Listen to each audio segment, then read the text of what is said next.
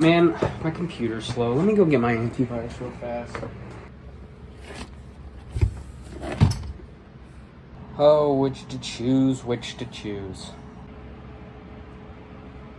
Urethra! I got it, babe. I know what the next episode's gonna be, and it's not just gonna be another short game review. What, antiviruses? No, random utilities and software for game consoles. Like hacking tools?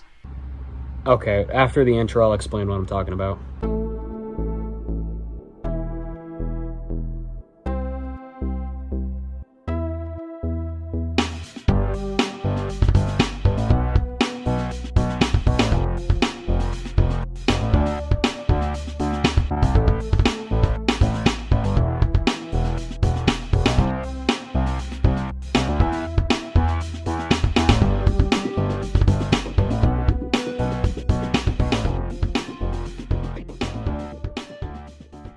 Software. You know what software is. You're using it right now. You're on a web browser of some kind, whether that be on the YouTube app or Chrome on PC. But did you know software actually released on game consoles? I bet you knew that. Because if you go to your Xbox One or your PS4s, you'd find fucking YouTube and Netflix on there. But I'm not going to be talking about those. I'm going to be personally talking about the software that released before those and are actually interesting to talk about. Now here's something really funny about this. It's hard to find software released for consoles, because if you just Google PS1 utility software, you get modding tools. So I went through the pain and torture that is modern Google to find this random fucking utility that released on disc or cartridge, or fuck, even sometimes digital. And, oh, wait, give me a sec real fast. I should note, I'm poor. Shocker, I know. So I don't have a lot of these. I would like to revisit this video in the future, but as of right now, almost all of these are emulated. Not all of them, but almost all of them. The Atari 2600 is interesting, I think. Look at this Pac-Man, it's fucked up. But anyway, the first utility cartridge on our list is the Starpath Supercharger for the Atari 2600. This is a cartridge that you would plug into the Atari, and it has like a little aux cable thing, so you can plug into a goddamn cassette player to play, I don't know, slightly more advanced games. Now, this isn't really a utility as more of a RAM expansion cartridge, kind of like what the Nintendo 64 got for Donkey Kong 64, but way more inconvenient, especially for me, since there isn't like an easy ROM set for these, so I ended up downloading this dude's entire fucking Atari collection. Anyway, let's try the first game, called The Official Frogger, which means this Frogger is a fucking fake. Yeah, it's definitely a better looking Frogger. It also has music during gameplay, which is surprisingly really rare for Atari games. Like, with the original Frogger, it would just play a song and then you would have to wait through that before you can actually start playing. While this one, it plays Yankee Doodle while riding on a fucking log. Alright, next up, Rabbit Transit. Wikipedia has nothing to say about this game, so hopefully I might. Overall, this game seems really simple. You're a rabbit hopping around and shit. I don't really like the controls, they're kind of confusing, but you're just going down to eat flowers. There's also a turtle down here. I wonder what happens if you touch that turtle.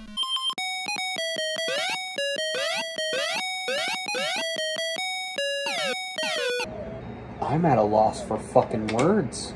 I can see why Wikipedia didn't have shit to say about this game. You're a bunny rabbit that hops onto a turtle to go to a knockoff version of Q*bert where a kid runs by and throws fucking diamonds of hyperdeath at you. And after all of that, your bunny has sex and gets babies. And then you do it all again. Don't forget, you have a lot more stuff to look at. You're right, I stayed on this topic for a tad bit too long. Next up is one that I can't exactly show you. That's basic programming for Atari. And what I think is really neat is that there's a thrift store in Springfield that actually has, I think, a complete in-box copy of it for like $50. Fuck no, but I mean, it's kind of neat to see in person. Anyway, you need a keyboard to use it. I did not fucking know the Atari had keyboards. And I mean, look at this fucking keyboard. This thing has more in common with a damn typewriter. Now, sadly, I cannot show you basic programming for Atari 2600. That's because I do not have a single goddamn clue on how to code in BASIC. I only know Python. So, fuck no, I'm not going to show you, and I'm not going to learn for a damn Atari game. And actually, what's kind of funny is that the NES, or at least the Famicom, also had basic programming, which I'm not going to look at because it's not going to be that interesting. Now for stuff I can actually show you. Here's the NES test cartridge. That was fun, right? I think the most notable thing is how I 100%ed the achievements on a fucking test cartridge. There's also another one for just a controller. Yep, that one fucking works. And I guess for the Super Nintendo, the closest would probably be Mario Paint. Isn't Mario Paint classified as a game? Not really, because you're drawing. Unless you count that fucking mosquito game. But personally, I see that more as target practice than a video game. Mario Paint is actually probably the closest one to a game. And of course, there's another test program to see if your Super Nintendo works properly. There's also this unreleased, like, fucking taxpayer software for the SNES. I don't exactly remember what it was, because my memory of this cartridge is from a Chadtronic reaction video. There's also the Satellaview, which could kind of count. Now, the Satellaview isn't really on topic with what we're talking about, because a lot of it is actual fucking video games when they fucking work. Yeah, that BS does stand for something. It stands for bullshit. Like this BS Mario Collection, which is supposed to just be Mario Brothers 3. You had to wait 5 minutes, and then the fucking counter would go back to 2 minutes. I restarted, it waited 1 more minute, nothing happened, and then while I was writing this fucking script, the game started. And then I remembered that I hate Mario 3, especially the Super Nintendo version, but all that just to play, like, fucking 3 levels. It's literally easier for me to set up my actual Super Nintendo, put in Mario All-Stars, and play Mario 3 that way. Sorry, I got off topic. It's just this thing is fucking stupid. How does this fall under utility software? I guess if you put the cartridge in by itself, it's like a little walk-around thing, but that's about it. Of course, Sega had something kind of similar with Sega Channel. And speaking of the Sega Genesis, it has its own paint program, which is the end of that story. I'll get to that when I play every Sonic game. There's also the Miracle Piano, which I completely forgot about during the NES section, which is just a fucking piano. I couldn't even imagine trying to emulate something like this. Now, the Nintendo 64, or at least the 64DD, no Nintendo, has the Mario Artist series of games, which is Mario Paint if it was a lot more fucking cooler, and if you could make models. Genuinely, these are awesome to fuck around with. And you can also have multiplayer for a fucking art program, which only plays is showed off. Now, we're starting to get into territory that I'm a lot more familiar with, and that I actually probably own some of these things. So why don't we start with the stuff that I do not own? Now, the PlayStation had a lot, but I think one of the most interesting ones is the RPG makers that came out. I'm not joking. You could make RPGs on PlayStation. And this trend never died out, by the way. RPG Maker released on PlayStation 1, 2 of them released on PlayStation 2. I'm not counting the Japanese RPG makers, by the way, for PlayStation. The PS3 and PS Vita just straight up skipped out on it.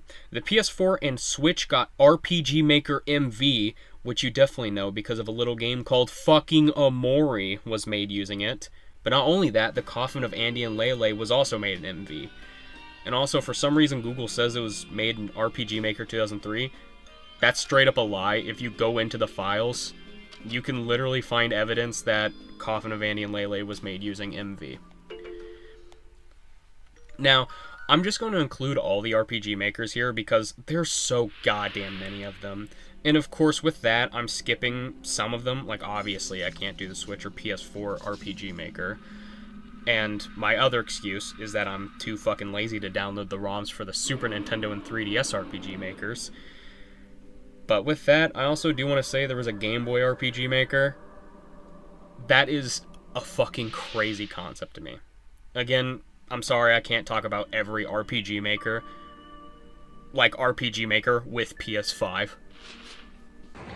Anyway, first up is RPG Maker for the original PlayStation. This fucking sucks. When you have an analog controller plugged in, nothing works. So you have to make sure you're using the digital PS1 controller, which is awesome. Second, I can't figure out how to quit out of the fucking game. I couldn't figure out how to save either. And the shitty test game that I made, I couldn't figure out how to fucking exit it. And third, this is probably the worst way to make graphics for any game. Genuinely, this is probably one of the worst pieces of software I've ever used. Silas, what's with the hat? What's with your hat? Why are you all of a sudden wearing a hat? Oh, this hat is magic and contains all my power. You ever play a Mario game and how he gets weaker without his hat? That's why. Okay, go back to whatever you're talking about. I just wanted to know about the hat. Thank you. Anyways. The shitty little test game that I did make features everyone's favorite joke, Coca-Cola, and an 8-ball. And for all the people who are scared that there's not enough diversity in my show... The 8-ball is female. Just for the girlies, because I love women. There's also RPG Maker on DS. I'm not even gonna try. And then there's also the PS2 RPG Makers. First up, RPG Maker 2. This one's just like a billion menus, and I couldn't figure out how to do anything except for change the shirt color of the chef. And RPG Maker 3. I'm in the exact same boat. For some reason, this was straight up next to impossible to translate onto a fucking console back then. And actually, there's another program that's like that was put on PlayStation 1 called... that. Which is like RPG Maker, but for shoot-'em-up games. AKA, you bet someone probably put Toho Project on this bitch.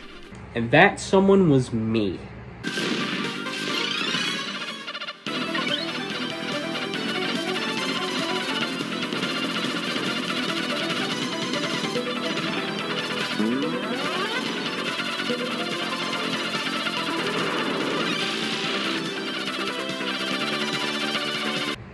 Just how I remember Toho. Anyway, this is just way better than that shitty RPG Maker for PlayStation. I don't know, it's just the menus are not as complicated for me. Of course, I had a handful of hiccups, like making the player sprite a little too big, so I had to scale it back. And I mean, I actually put time and effort into my sprites in this one, and it was fun to learn. So if you have time to waste, honestly I'd recommend fucking around with this program to make your own shoot-'em-ups. And what's also pretty nice is that all the menus are in English. My only problem is that saving takes like 3 fucking years, but if you're on emulator, you can just speed that shit up. Some of the buttons don't explain what they do, but you can easily learn by fucking around.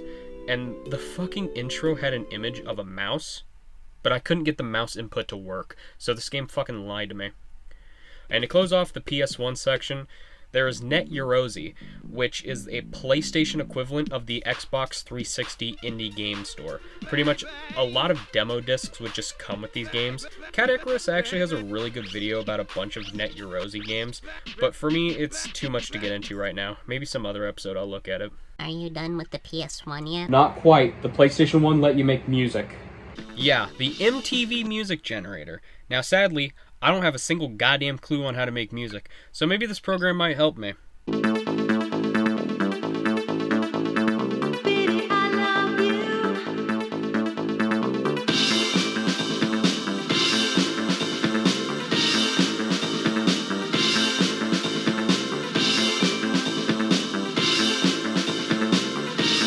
I think this is the best music I've ever made in my entire life. That isn't that fucking Windows XP song bullshit that I made in like 2020, which in case you haven't heard it, I'll play it as the background music. Now we're on something that I can actually show you the physical discs of. That being the Dreamcast web browsers, which do not work anymore. As I have no way of hooking up my Dreamcast to the internet, and have no plans on trying to get that all sorted out. These are really useless to me. I don't know why I got both of these discs. And actually, fun fact, Web Browser 2 was the first ever time I actually came across a Dreamcast game in a thrift store. I mean, I can show you what happens when I pop these into my console, though.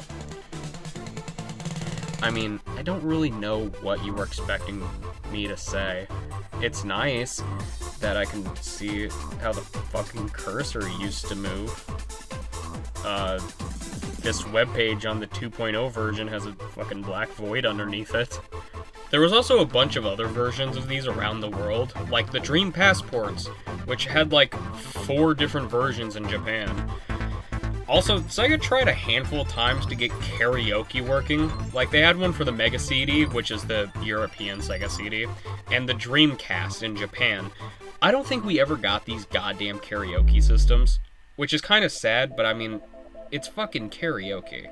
Now, onto the GameCube, PS2, and Xbox era. Which first up being this knockoff Game Boy player that I have footage of. This goddamn thing is kind of neat, huh? Comes with a bunch of Game Boy Advance cheats. It also doesn't play original Game Boy games. Just get a regular Game Boy player at that point. There's also cheat devices, but I personally don't have any footage of them. But luckily, does. So I'm just going to steal his footage real fast. Game Sharks and action replays. Why don't I talk about these things? Because I can't fucking use them. The Game Shark for PS2 requires a memory card, so that's already out of the picture. And the GameCube cheat devices, I could just boot up Dolphin and play with cheats. And since we're already on this topic of the PS2, it also had a lot of utility discs. You know what kind of sucks? I almost could have had the PlayStation 2 Internet Utility Startup disc. But the game store that had it, that is really close to my house by the way, apparently a company came in and bought every fucking video game they had in there, so now they just straight up do not carry games anymore. Well, that sucks. It would have been nice to have a game store near you. Yeah, but sadly, all they carry now is just Pokemon and D&D shit. 2 things I could not give 2 fucks about. But luckily, I can burn these onto a disc. But unluckily, I can't do anything with these.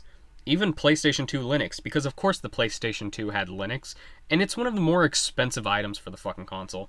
Now, the background footage is Michael MJD, because I can't use it. Why?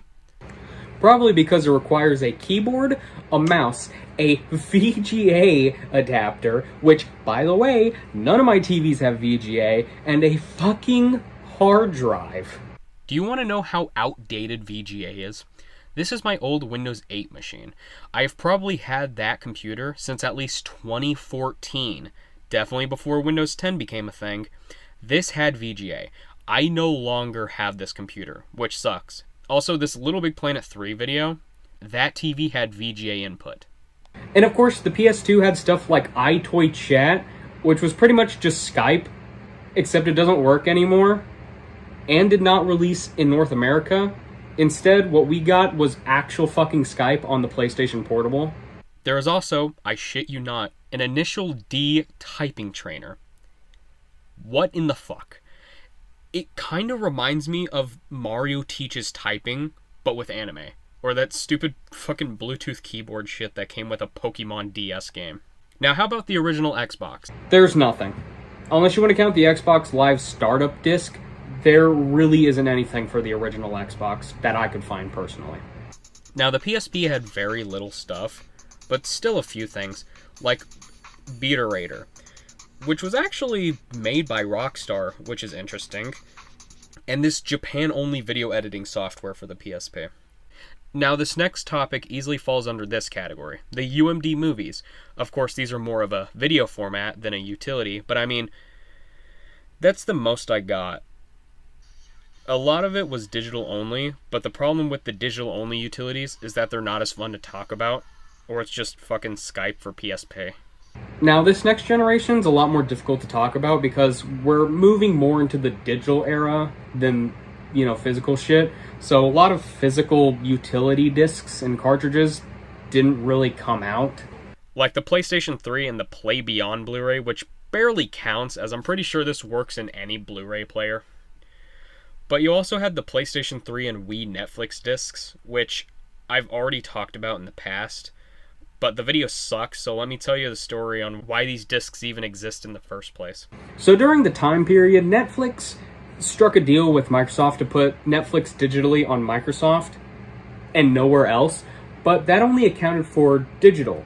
So while PlayStation 3 and Wii users did not have a digital Netflix, Netflix still could put their service on them. So what they did pretty much was release physical discs that you put into the console to load into Netflix, until eventually Netflix was just allowed to have Netflix on the PlayStation 3 and Wii digitally. Did any of that make any sense? No, because this was fucking stupid. I don't know why Microsoft had the exclusive rights to have digital Netflix, but I guess they just kind of fucking did. And actually, fun fact, there's a really rare Brazilian PlayStation 2 version of the disc, because Brazil is like 50 years back. Did you know the Sega Master System is still getting fucking made over there? Now, of course, these discs do not work anymore. And I actually have an old video of me trying these discs out, but that video sucks ass, so I'm just going to show what happens when you try to boot these up nowadays.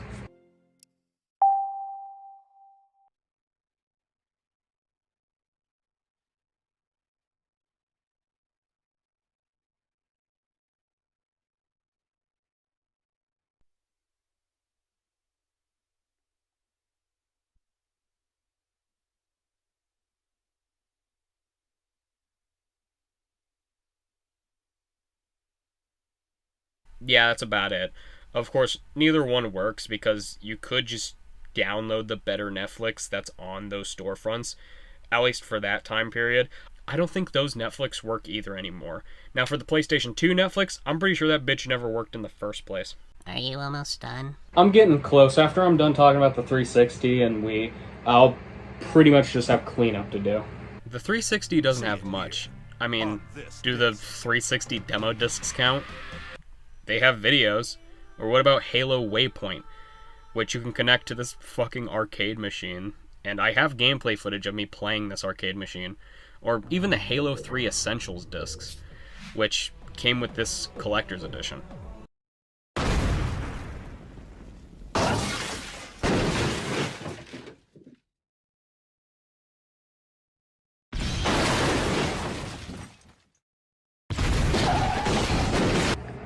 Yeah, these are the most interesting things that are on these discs. It's mainly just videos and gamer pictures. But of course, how could we forget the classic Collector's Edition second disc? Most common with Bethesda games, these second discs usually come with DLC, or in Fables 2's case, concept art.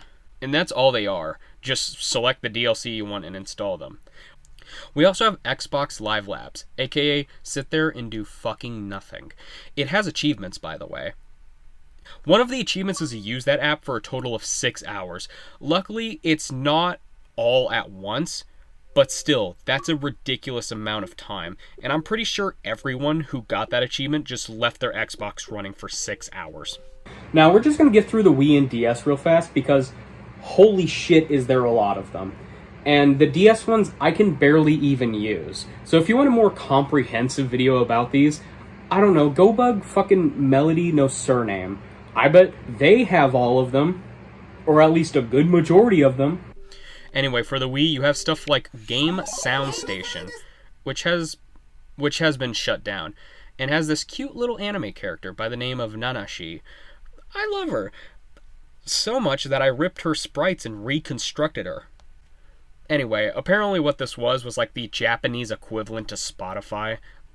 Like, they had soundtracks, drama, and vocal CDs related to video games, and if you paid, you could listen to over 1,000 songs. There's also Happy Holidays Christmas and Happy Holidays Halloween.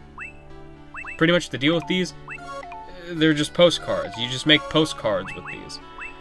The internet channels for the Wii and DS, you can go online, but these barely fucking worked. But surprisingly, to this day, the Wii one still works. I don't know about the DS one or the DSi one. And there's also a handful of, like, these really weird Wii shit, like Princess I, or AI, which apparently is just, like, a fucking digital manga that you could have bought. The Today and Tomorrow channel, which didn't even release here, and apparently is just like a horoscope thing. I don't know. There's also Wii Fit Body Check, which would be like, you send information to your doctor or something? What the fuck? And finally, we have this Raku. Jesus fucking Christ, that is a long-ass name. Especially since this is just a no-smoking program. And by program, I mean a visual novel. Yeah, almost like my no-smoking coach for the DS, which is a way more creative way to not stop smoking and more just piss me the fuck off.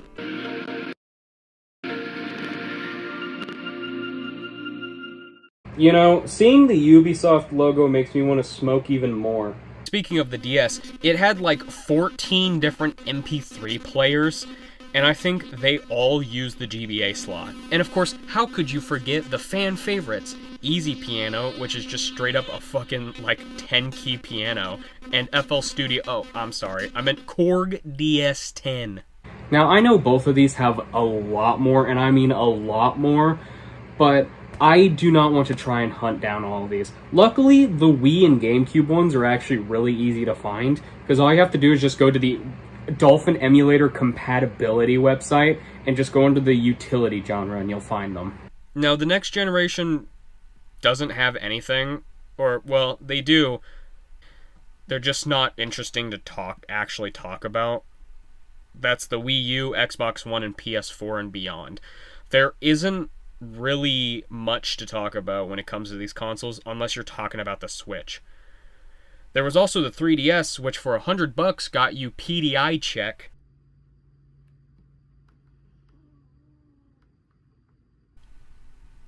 And as you can tell, definitely wasn't supposed to be sold on the eShop. The Switch also has quite a handful of this type of stuff, like Nintendo Labo or Game Builder Garage. Yeah, those fall under that. And if we're counting those, I guess Dreams for PS4 would also count. And fuck it, why not throw the Switch 2 Welcome Tour in there as well? What about the consoles that you missed?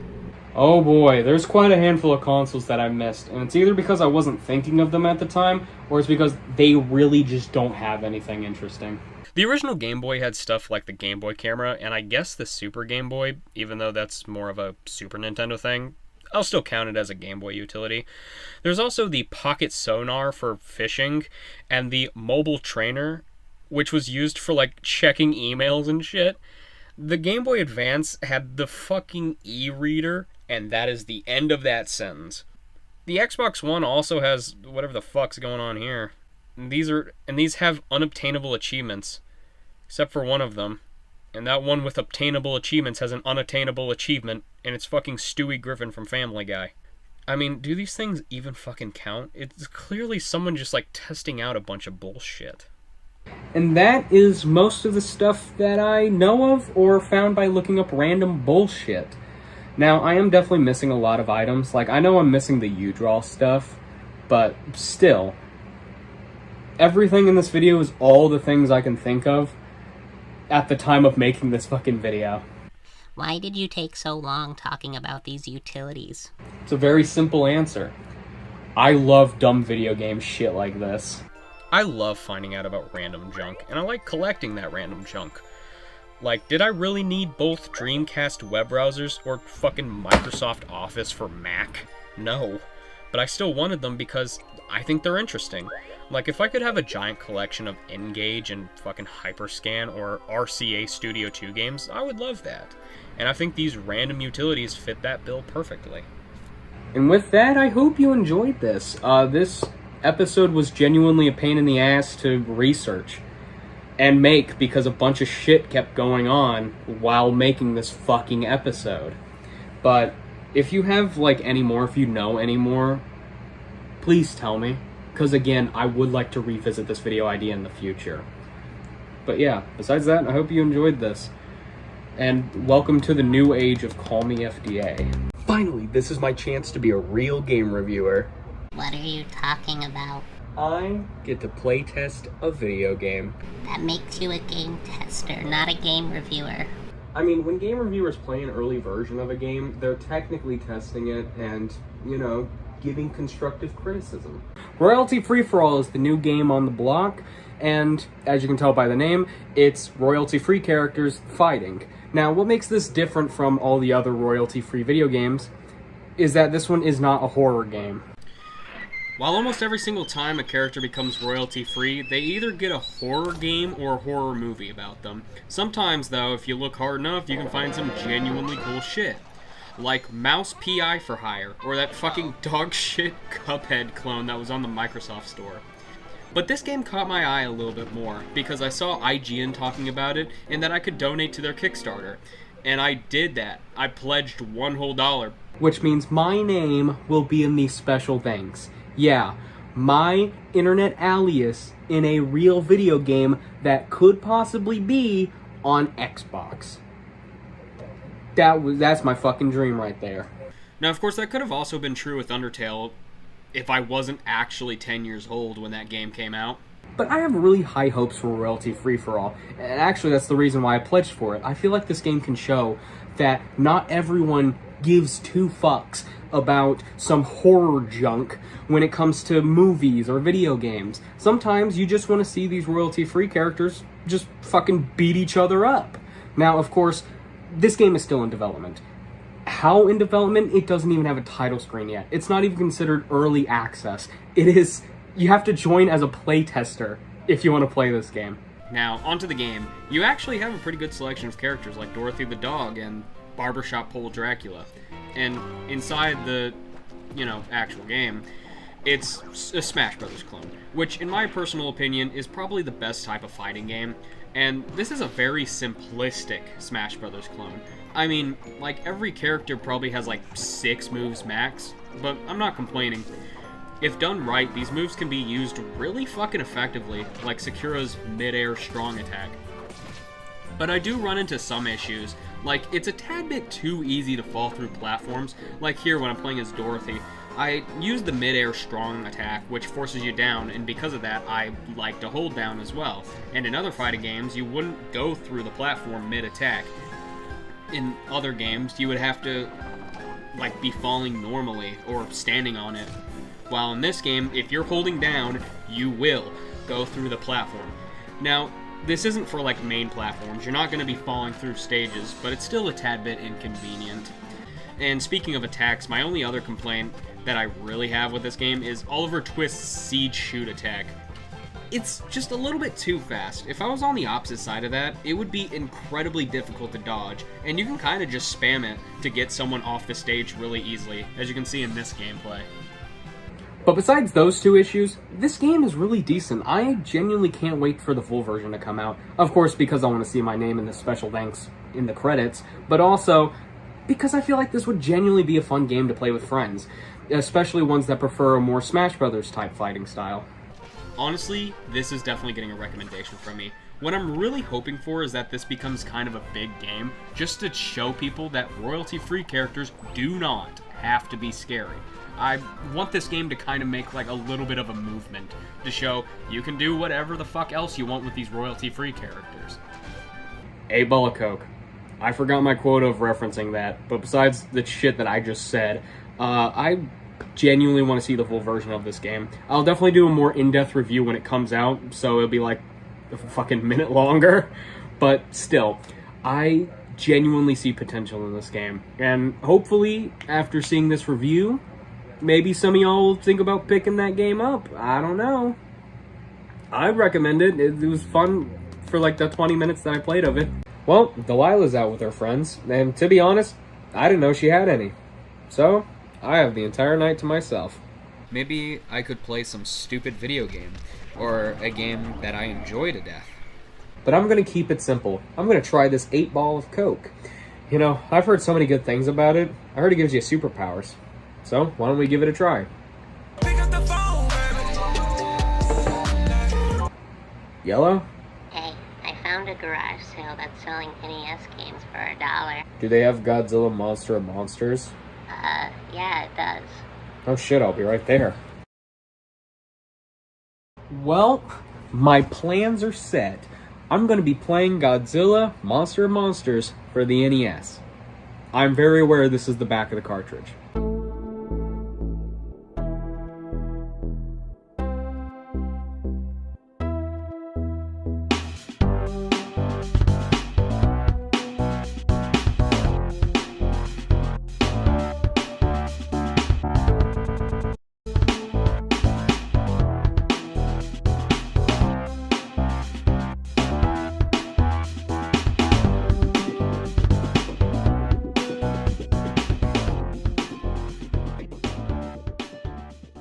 Now, I feel like Godzilla Monster of Monsters is a pretty underrated gem, and I feel like the Angry Video Game Nerd review ruined the game's reputation. So I'm gonna try and prove to y'all that the game ain't as bad as y'all think it is. One problem, though. I don't have an NES. I never had one. But luckily, I thought of that. This Super Nintendo can play NES games, so why don't we boot this shit up and give it a go?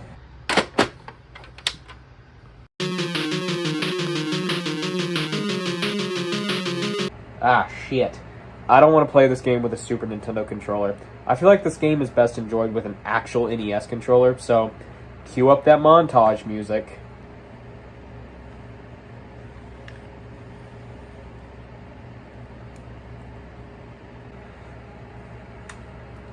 There. Done. Now, we can actually play this game how it was meant to be played.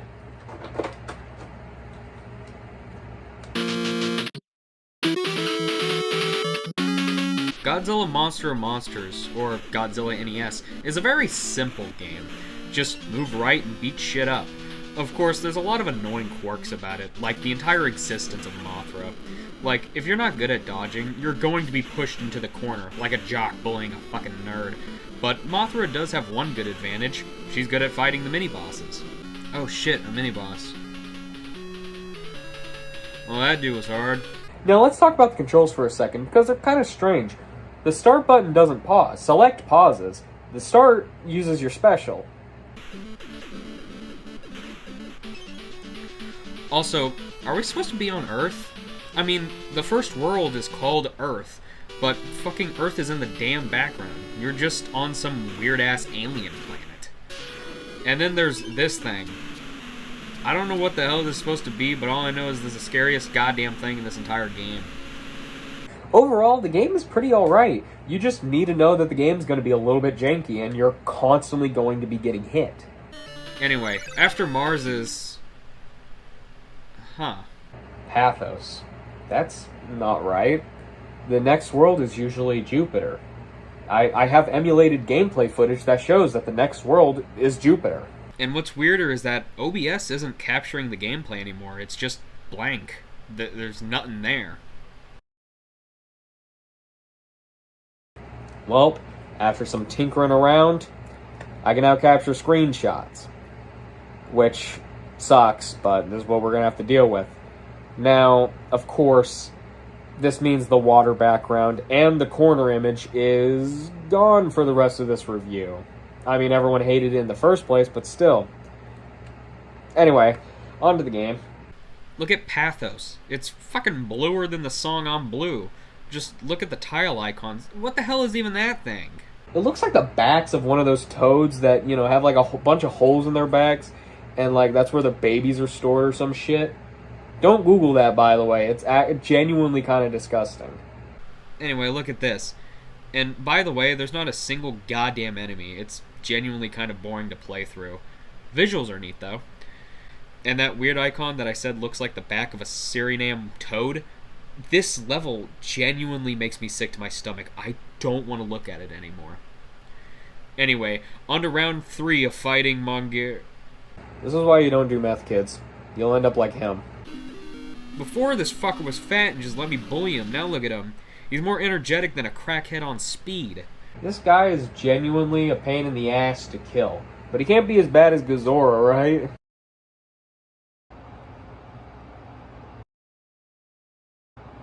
My brain cannot comprehend what the hell I am looking at. There was also this boss, which I thought was just like a goofy-ass plant, until he turned into this thing. It was genuinely sick as hell. Also, sorry that I'm describing so much of this game. I've genuinely never seen any of this shit before. So, at this point, it's not even a fucking review. It's just documenting what the hell happens in this fucking game. Now, after the little Shop of Horrors knockoff, a red face appears.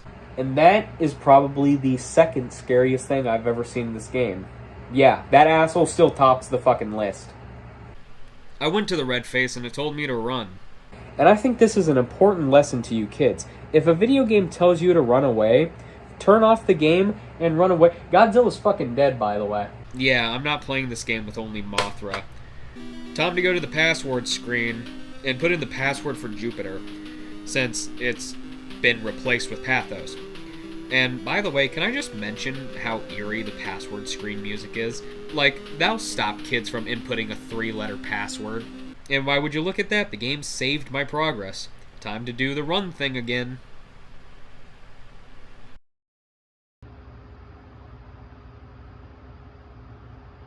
Is there fucking anything in this goddamn level? And after I thought that in my head, I encountered the Hell Beast.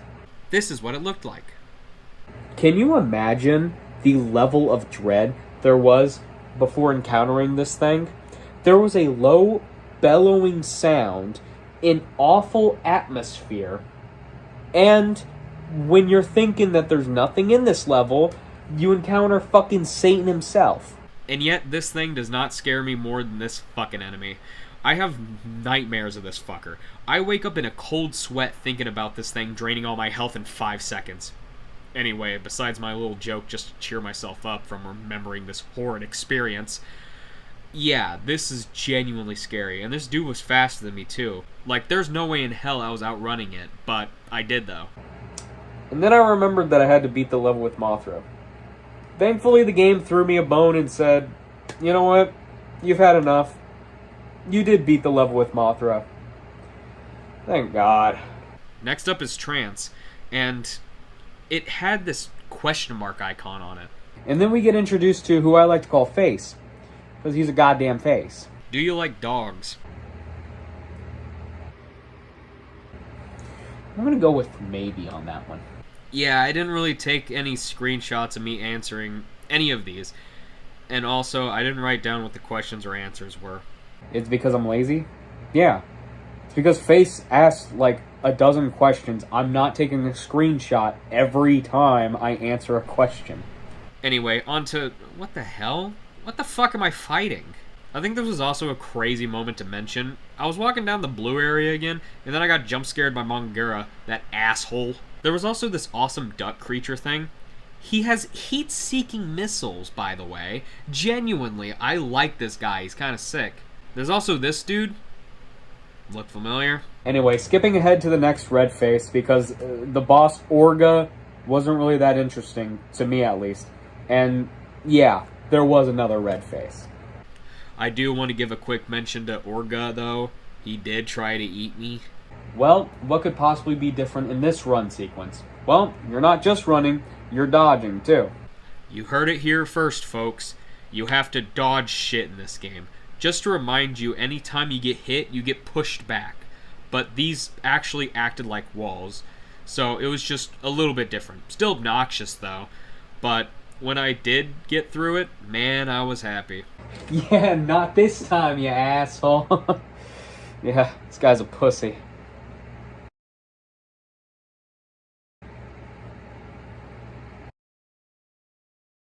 I need to take a piss. Dementia was pretty short. I mean, look at the board. And back at it again with the face, he actually asked a pretty interesting question. Would you like a new monster? And I actually took a screenshot of this one. And what he gave me was Anguirus, which is insane to me. Before this moment, I just knew him as a really glitchy character that you can only play as using cheats. And he doesn't even work. But here, he's actually a full-fledged character with a full moveset and everything. I mean, look at him next to this fucking fish. But I don't want to spoil myself on this brand new character in this exclusively 2-character game, so I went to Godzilla and went to the castle. Unforgiving cold. What the hell could that mean? I have no words. I genuinely couldn't speak or even think during whatever the fuck was going on here. And as someone who is pretty prone to anxiety, I fucking hated this level. I felt like if I turn around at any time, there's gonna be like a guy there, and he's just gonna fucking kill me.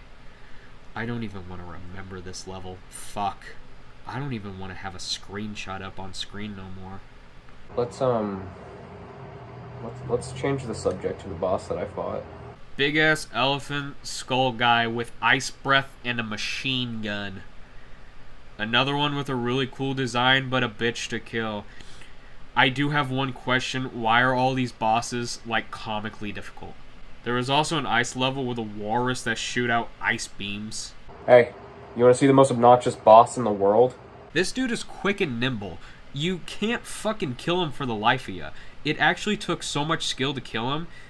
that you would think I was playing fucking Call of Duty 2 Veteran with an NES controller. By the way, I was sweating while trying to defeat this guy. And after that was Space Godzilla, and honestly, it's kind of sick. I mean, look at the screenshots that I took. Bro spawned in ice crystals that powered him up. Like, honestly, a really cool boss. But then, my goofy smile went away the second I saw the text run. I have to run again. But this time... The red guy was a fish, and he did this crazy-ass attack while I had to dodge, like, mines and shit. Honestly, I'm surprised I did it. But now we're on to the 5th world. Entropy. And we're on another questionnaire. Aren't you excited, guys? I want to go to bed. But I'm afraid this game's gonna, like, fucking explode or something if I don't continue playing it. This was me before the questionnaire. This was me after. Motherfucker got rid of everyone except for Mothra. Face was being an asshole and decided, yep, Mothra time, baby.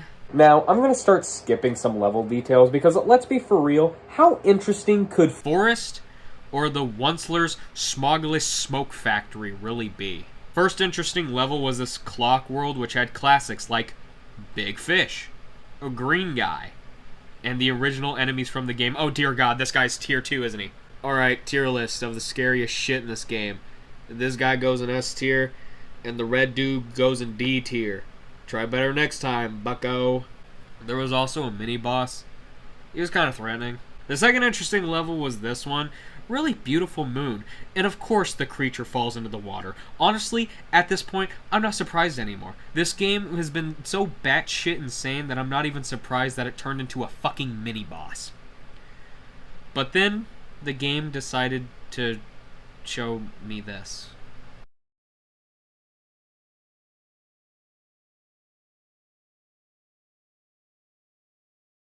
You know, there's this old story. I really shouldn't be bringing it up here now, but this game just made me remember it. In short, there's an old girlfriend I had in middle school. She had a mental disorder where she would just stand perfectly still with no expression on her face. And after these episodes, she would bury her face into her hands and remain silent. And one night, we were sitting under the stars, and she just, out of nowhere, got up and ran straight into traffic. She died, and I'll never forget about it. This game has emotionally manipulated me so fucking much, bringing out anxiety, fear, and now anger. What the fuck is wrong with this game? I need to figure it out. What the hell is wrong with it? Anyway, to bring up the mood a little bit, there was this, like, labyrinth thing, and I guess it reminds me of the Spelunky gold area. It's kind of weird. Honestly, I just need to take a little break. Alright, I'm feeling a little better. Why don't we continue playing this torturous piece of shit of a game? I'm fighting Godzilla. Which was kind of a crazy-ass fight, because he wasn't Godzilla for long. He turned into Mecha Godzilla. And then he turned into this crazy abomination. And as you expect, I won. And it's another run sequence. The only problem is that we're Mothra, and it's these goddamn visuals again. I hate looking at them. But I did get through after a certain motherfucker started cheating, that asshole. And after I got past that, it was on to Exodus, or Extus. I don't speak none of that Estus. Oh shit, Godzilla's back. And he brought a friend, by the name of Face, everyone's favorite. Will you miss me? Fuck no.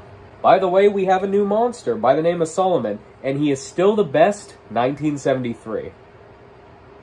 This screen shows up every single time I beat a level with him. I love it. At some point, I'm going to make this like my desktop wallpaper or something. So a lot more uninteresting levels. Well, I mean, the one where I had to find the gem was kind of sick. But, like, you also had desert with a mini-boss. Or should I say, 2 mini-bosses. But there was also this city level. The original game doesn't even have this. Remember at the beginning when this was still a review and how I said Earthworld was on a completely different planet and Earth is in the fucking background. How come this demonic game is better than the base game when it comes to Earth? And guess what? It was awesome to play this. I'm not mad. I mean, the game pisses me off with everything else, but here, it impressed me. Good job. Hey look, an elevator. I sure hope someone doesn't make a fan game based on all this and makes the elevator a boss and the hardest fucking boss in video game history. That would be ridiculous. Alright, time to fight the final boss of this world. There was 2 other bosses before this, but I'm just skipping them because it's just Big Spider and Dinosaur. Okay, I'm just fighting Gazora again, and Magera, and Varen. Am I just fighting every boss again? Wait, if I'm fighting every boss again, does that mean... My day has gotten fucking worse. So, after the boss rush, I see this.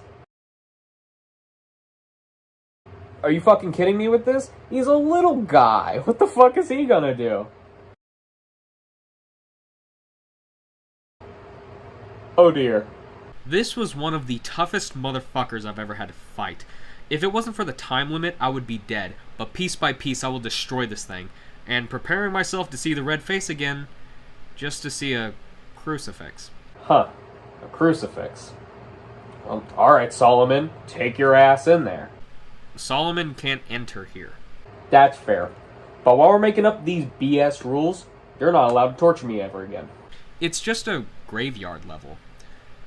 I thought it was like the other run levels, except it didn't tell me to run, and nothing happened. But after actually probably like 2 minutes, I saw this thing.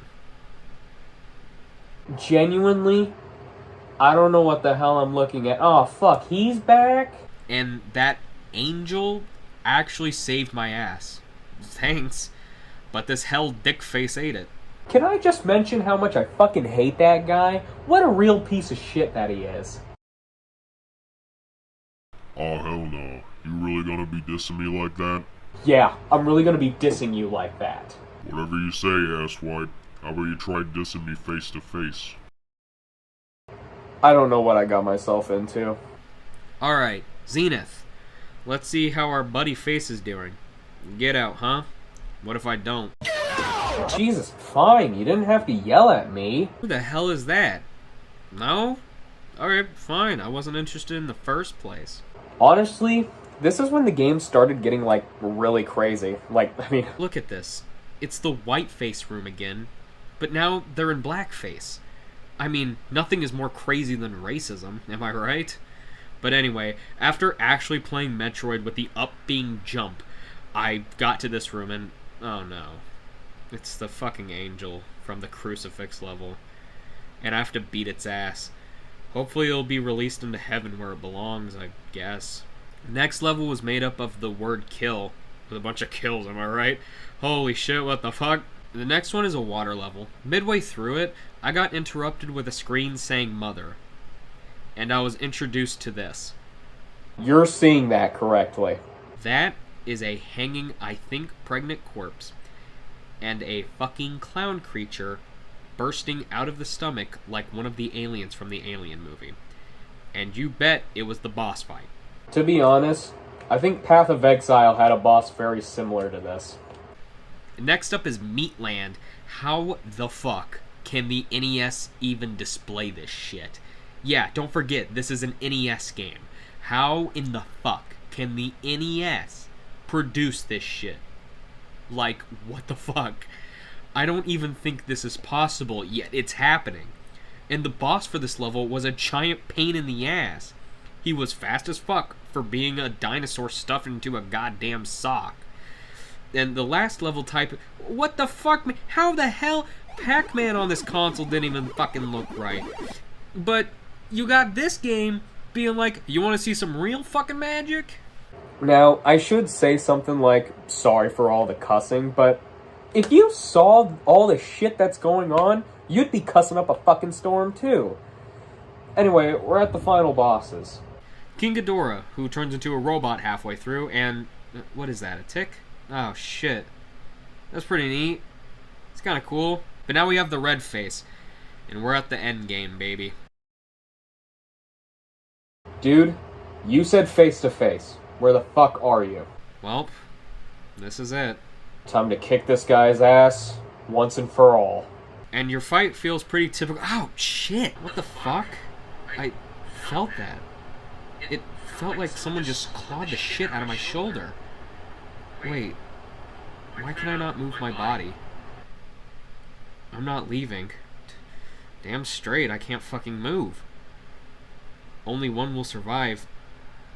Man, I was just kidding all those times. This is my only choice.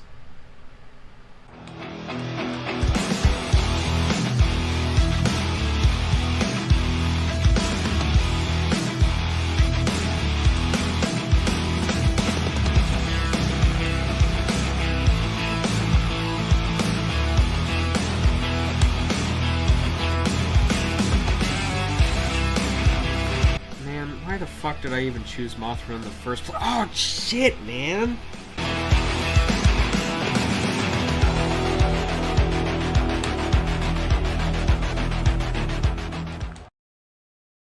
Holy shit. I did it. Why can I still not move?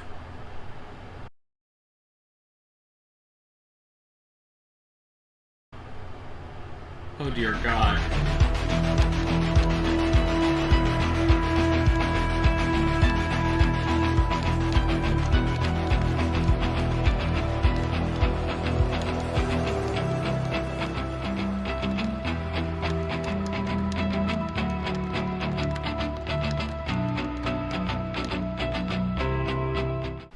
I've known you for a long time.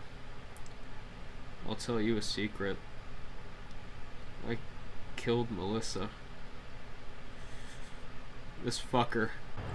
And I'm about to join her in heaven. Or hell. I've done a lot of fucked up shit, but there's no time for jokes.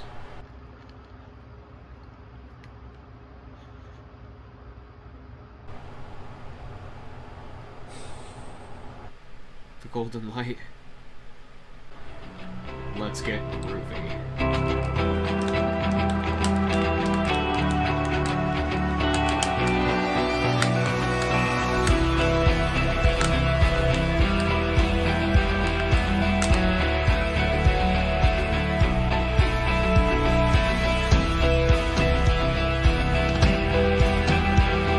Holy shit, I can move again.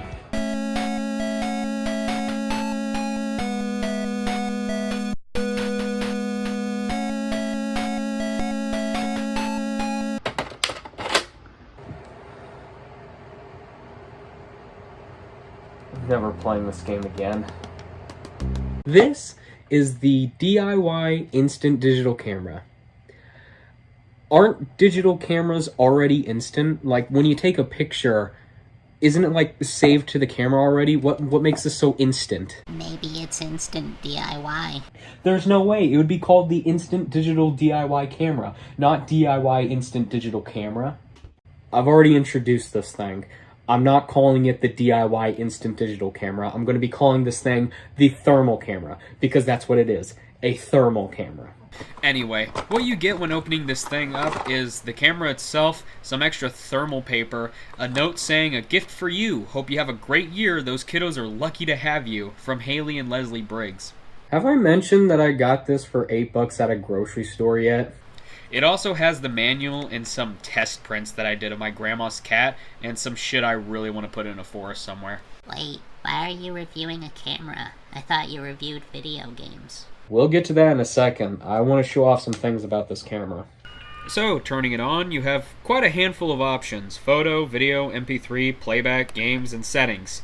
It doesn't get more simpler than that. And take a wild shot in the dark on what the photo and video buttons do. Take photos and record videos? You're right on the money. And, by the way, this is what the video footage looks like and sounds like. Yeah. Here's the box to it. It's a DIY instant digital camera. It has a really cool feature of printing. It came with thermal paper. Yeah, the slightest movements of the camera picks up on the microphone. You also have an MP3 setting, which I never really messed with, so why don't we put a song on here and see what it sounds like. And actually, while we're here, this thing came with an unmarked 32GB SD card. And when I say unmarked, I mean it just says 32GB on it. Like, even the shitty HDMI wireless controller bullshit that I have, which, don't worry, I'll talk about in a different episode, even that has an actual SD card. Like, it has a name on it, HC. Anyway, the song that I chose is the theme song of my show, Headhunter by Corbin Burbank.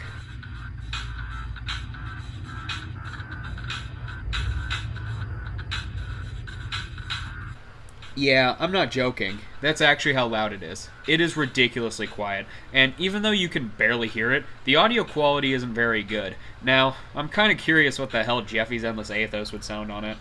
Anyway, next up is Playback, where you can view the video files and images that you took.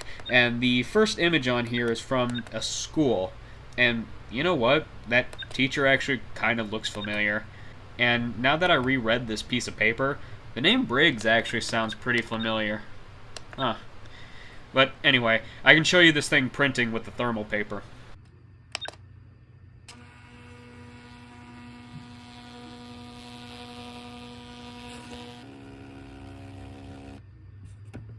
Pretty neat, huh? Oh, are we now onto the games? Yep. This thing has 4 whole video games on it. And none of them have sound except for just beeps. First up is this Breakout knockoff, and all these games are a little bit difficult to get the hang of because there is no normal left or right. So in all these games, left is the giant camera button and right is the OK button. So anyway, this is just your average game of Breakout. There really isn't anything interesting about it. And the next game is box pushing. Yeah, with this controller, it's not exactly the most comfortable way to play it. After that, we got Tetris, which is probably the most obnoxious one because you're constantly pressing the buttons to move the pieces, so it's just beep after beep after beep after beep. And then with any simple device, you know it's got to have Snake on it. And this one's actually really funny because it's extremely slow, but if you hit one of the move buttons, it automatically moves your Snake. So you can go at your own pace. Either let the Snake move slowly, or mash the fuck out of the buttons to move fast. Overall, I think the best game on here is Tetris because, to be honest, it's really fucking difficult to mess up Tetris. And you know what? There's actually one thing about this camera that is really fucking funny to me.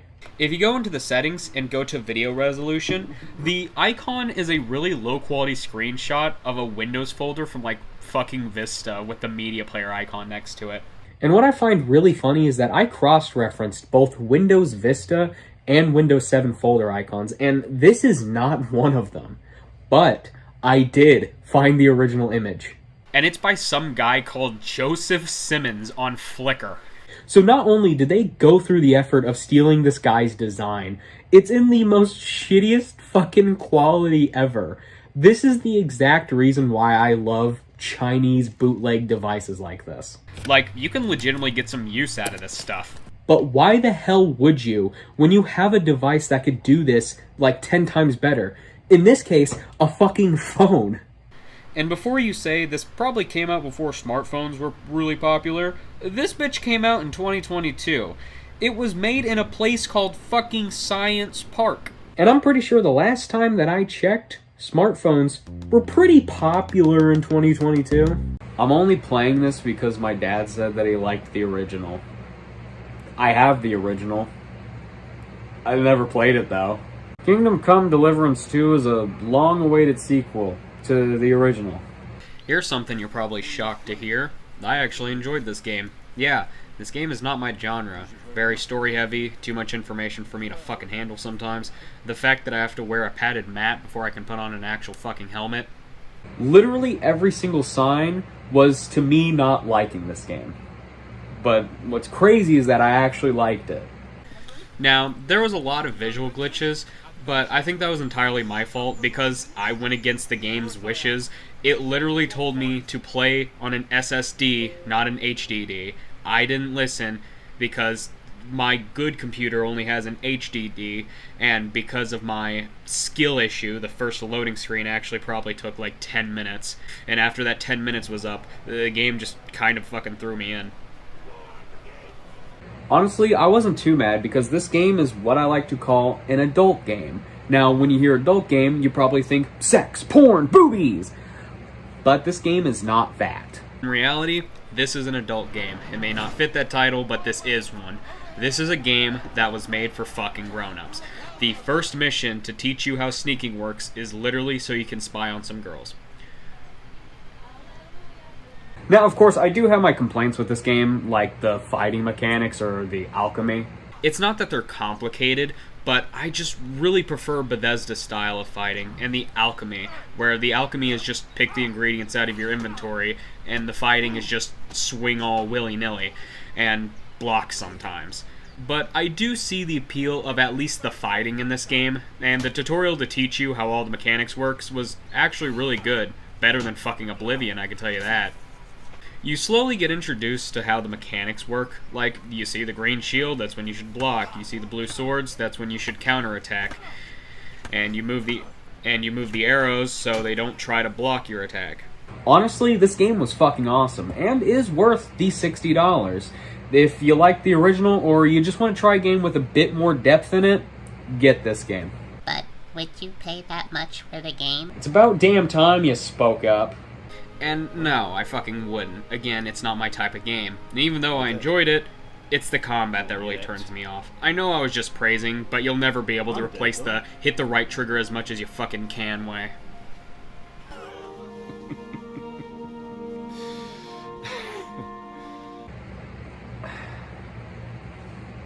You know, I don't really know how much longer we can do this.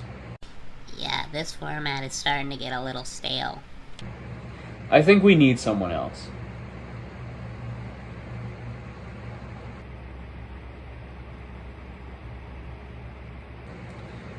Give me a second.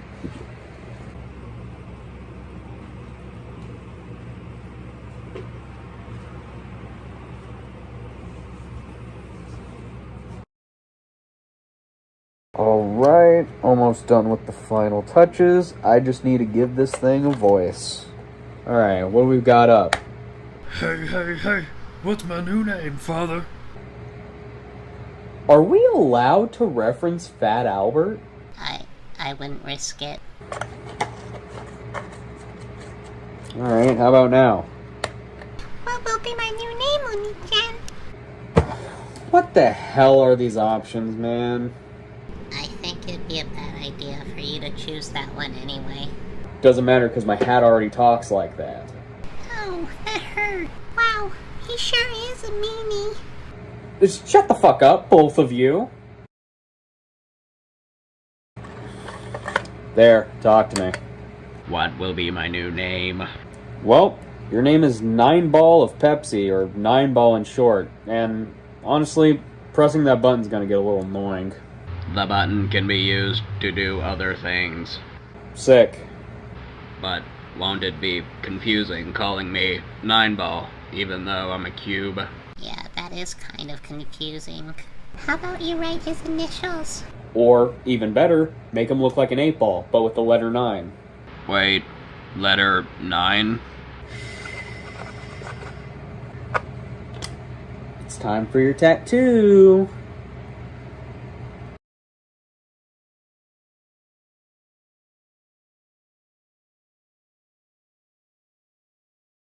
And done.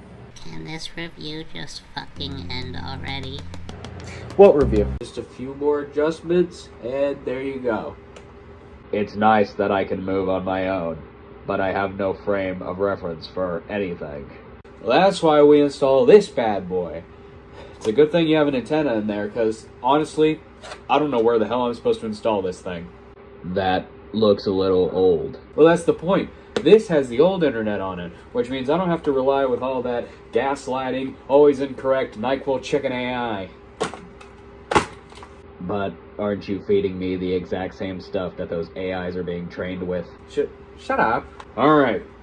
Step 1 and step 2. Alright, time to get these bad boys plugged into you. There's 1, and there's 2. Okay, now we just install the things. 1, And... Woo! Have fun, buddy.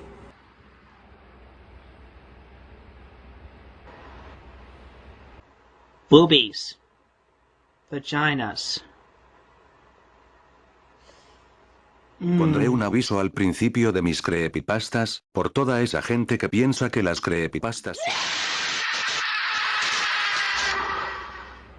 Nineball, what do you see? Is he gonna be okay? Nineball, speak to me. I understand now What do you understand? why you reference the 8-ball of cokes so much. Did you read my Twitter feed? All the information I have harvested is information about you and video games. Great. Now I can rest, see if this fever will go away. But what about the review? What review? You were going to make a review today. I can't. I'm sick. How about you make the review for once? But I don't even know how to make a review. Gameplay footage, write a script, record. Nineball can help you with the rest. And speaking of rest, let me rest. Okay, but what game should I choose? According to your interests, you're a big fan of first-person puzzle games. Why don't you start there? I mean, Portal is a first-person puzzle game. So, why don't we do that one, and make it a unique review too, and play a unique version of Portal? I really only know Portal 1 and 2. Is there a unique Portal game? Yes, on the 360, by the name of Portal, Still Alive. It was an Xbox Live Arcade game that was a single release of Portal, not needing to be played through the orange box. Alright. Portal was released in 2007 as part of the compilation Orange Box, but the version we are talking about came out in 2008 for Xbox Live Arcade only, by the name of Portal Still Alive. Now I can see why FDA kept you. I get all the boring information out of the way so we can start the review faster. Portal was personally one of my favorite games, so when I heard they made a different version, I was really excited until I played it. Because this is just the original Portal. At least the main game is just the original, unless you're counting achievements and the 2 gamer pictures that you unlock. This is pretty much the exact same game that you would get from the orange box on the Xbox 360. Now, besides the main game, there is differences.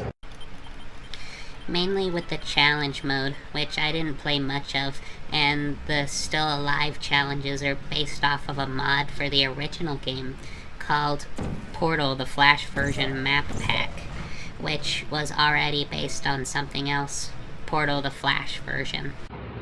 With Portal, the Flash version being a 2D game and the original Portal being a 3D game, they are not direct ports of the levels from the Flash version, but they are inspired by the Flash version. And what I think is even funnier is that the ones in Still Alive are modified from that mod. My biggest fear is that this game will become unavailable someday, just like the Orange Box, CSGO, and the Left 4 Dead games on Xbox. But luckily, since this game added so little, someone made an unofficial PC version, and the Nintendo Switch version of Portal has the bonus chambers, so if this game ever goes away, you'll still be able to play the bonus content. Overall, if you have the money to spend, or the game goes on sale, Portal Still Alive is a neat experience, but it does make you wonder why Half-Life 2 never got a standalone release on Xbox. That wasn't too bad. You should do more of these. I don't really like being on camera that much, that's why you have to get B-roll of me. This is my copy of Halo 3. This is my copy of Halo 3 ODST. I forgot the name of this one. I noticed you didn't unplug me from my charger before starting. I've had the script since August. I've had this before you were even considered to be made. Oh, carry on then. Alright. My favorite type of videos are room tours or collection reviews. I don't know why, I just really like knowing what other people have. They're probably the most boring videos to a lot of people, but for me, I really just want to know what GameCube games these people have. Now, of course, I want to walk you through the steps of having a collection and collecting. So, why don't we start with step 1, inspiration. Look at this. Doesn't this make you want to go to Goodwill and spend $1,500? Now, I'm about to sound like Magic Mush here when he talked about why digital games suck ass. When I say, I was also inspired by the AVGN and his comically large video game collection, but it wasn't just his games, it was also his movie collection from this video. I wanted something like that. And actually, in some of my earlier episodes, you can see me try to replicate a video store, kinda, because that's what I would like to have. Even though I have zero nostalgia for stuff like Blockbuster because my dad would just pirate everything, I still want my room to feel like walking into a store. I consistently complain about not having enough shelves, even though I have enough shelf space. But still, I just want so many shelves so I could build the area that I want. Of course, the room that I'm in is too small to do something like that, and it doesn't help that I have all this useless fucking furniture that I regret getting. Like, I really wanted a corner shelf for my computer, and because I have this corner shelf, my big box shit is in a bigger box. Sorry for complaining about not having shelves again. Back to my inspiration with AVGN. Another thing that I really liked about his collection is that he just had the most random-ass games for the most random consoles. And I think that's where my interest for obscure consoles came from. A good example is the, god fucking damn it, V My Go, V Slingo Mingo, the V fuck this name, you get it. Now, I would like to collect for these random consoles, not just the classic NES, Super Nintendo, fucking Wii, but I mean shit like PDAs and the V-Smile. Just because you can get so many of these games for like $10 each. And clearly no one wants them. Step 2. What to collect. For me, I collect the main 3. Video games, movies, and music.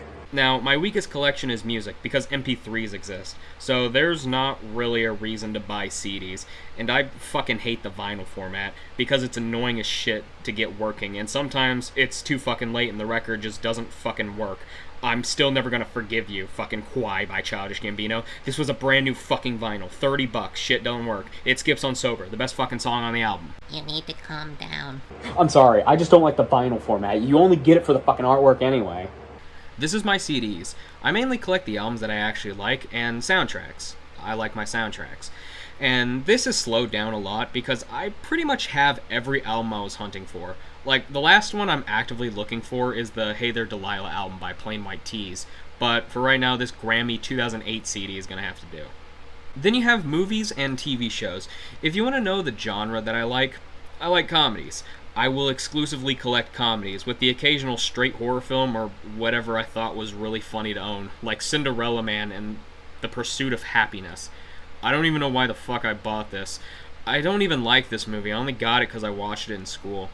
And of course, video games. You're probably confused why it's all the major consoles. That's because collecting obscure consoles is hard. A lot of the games that I have on my shelf came from thrift stores or like GameStop and eBay lots. And obscure consoles, yeah, no. You're buying that shit one at a time. You're lucky if you can find a 3DO lot that's under $50 for 2 games. Step 3. How do I start? I know your brain is melted by AI and TikTok, but I need you to critically think, where would I get a video game? Maybe from a place called GameStop? Because if you thought that, well, you're fucking wrong. GameStop doesn't carry video games. I've been to GameStop. They've scammed me so many different times. There was one time I bought Super Smash Bros. For Wii U. The game didn't work. There was another time when they had Batman Arkham Asylum. It was the regular edition, not the Game of the Year edition. They put the Game of the Year edition in the fucking case. I already had the Game of the Year edition. I wanted this other edition because I don't fucking know. When everything says it's not the Game of the Year edition, and you put the Game of the Year edition in the case, you're not fucking helping. But there has been times where they've actually been extremely good. Like this, when I bought Gears of War for $5. They couldn't find the game for the case, so they asked if I wanted to upgrade to the Collector's Edition, free of charge. Well, fuck yeah I do. It's the Collector's Edition. The best place to buy games, and actually movies and music as well, is local shops or thrift stores. And video games specifically, specialty video game shops. And then, finally, step 4. Cry. And that's all the steps you need to know for collecting. I don't know why you needed this, at the end of the day, just go to a fucking store and buy some shit. But why would I want to start collecting? You sound like one of those educational videos that would be like, but why would I want to start doing my taxes? Why would you want to start collecting? Look at this. Remember this? That is fucking sick. This is hoarding if it was awesome. Like, I can pick up any game from my shelf and, ew, fucking nasty, I just picked up shit. But for real, this is the reason why I wanted my room to feel like a store. Because you have all these options for games, music, and movies for infinite entertainment. And for why you would actually want to buy this random bullshit, it's because it's cheaper. Getting a big box of video games is like $30, while if you were to buy all of them digitally, it would be like $200, $300. And same goes for movies as well, because spending like $200 a month to watch all the movies and TV shows you want to watch is a ridiculous concept to me. Not to sound like one of those fucking nerds, DVDs, Blu-rays, fuck, even CDs are genuinely better than paying for streaming services, especially if it's something that you can't stream. Good example, and will always be a perfect example, Dogma. And another good example, Smosh the Movie. You can't stream or even buy these films digitally. You can only buy the physical copy. Now, of course, with streaming services going up in price, there is no reason to pay for Netflix anymore. They have nothing. Literally, it is cheaper to just buy a bunch of fucking DVDs. Now, of course, something like my collection, yeah, that's stupidly expensive, but that's just a one-time purchase. I no longer have to worry about them anymore. And I ran out of things to say. Well, what about that? I got that out of the GameStop dumpster. It was one of the best deals I ever found at GameStop besides that Gears of War Collector's Edition. But I don't know what to collect. I know video games and movies, but what do I start with? The episode was supposed to end like 4 seconds ago. But I've got time. So, what to collect and where do I start? I feel like I've asked this question and answered it several different times. It is very simple. Just collect for the consoles that you have, or more specifically, the consoles that you will play the most. For how much B-roll I have in my collection, you're probably wondering why I have so many goddamn Xbox games. That's because Xbox is the console that I play the most. When I hunt for video games, I hunt for Xbox games. And before I got my Xbox systems, the console I collected for was the PlayStation 3. And still, it's very small because all the PS3 games that I have are games that I like and that my grandma bought me. I've had no reason to collect any more PS3 games. You're probably wondering, why don't you have more PS3 games? It's very simple. I fucking hate this console. Every time I boot up this console, I'm pissed off in some way. If it wasn't for Little Big Planet, I wouldn't have a PS3. I thought you liked your PlayStation 3. I did. I had a lot of good memories. I've purchased so much Little Big Planet DLC on it. But the second I went Xbox, I never looked X-backs. Yeah, that's a very important tip to keep with you. If anyone tries to shame you for what you collect, just tell them to go fuck themselves. And just continue doing what you're doing. I mean, that's what I do when anyone complains about my anime tastes. School slice of lives are the only good fucking anime. And for movies, there's this really cool place called Walmart. And they have this really awesome place called the $5 movie bin. And with that, I hope I inspired you to become a level 1 hoarder, because having all this stuff around you makes it really easy to what you want to do for the week. Like, I could just turn around and be like, hell yeah, I'm playing Half-Life 2 again.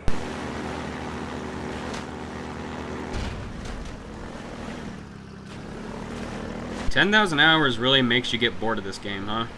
Now, what I think would be fun is to look at my old room tour for my old channel.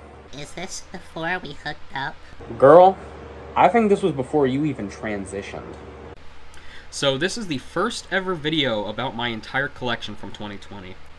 Now, I think one of the funnier things to mention is that like 6 of the games that I used to have are gone now. Like that Mario Kart 7, Grand Theft Auto 4 for the PlayStation 3, and definitely the Call of Duty games, because I gave that to friends or family. Also, one of the things that I hate is that it's not in alphabetical order. Like, tell me, in what world does Little Big Planet come after Sonic and before Call of Duty?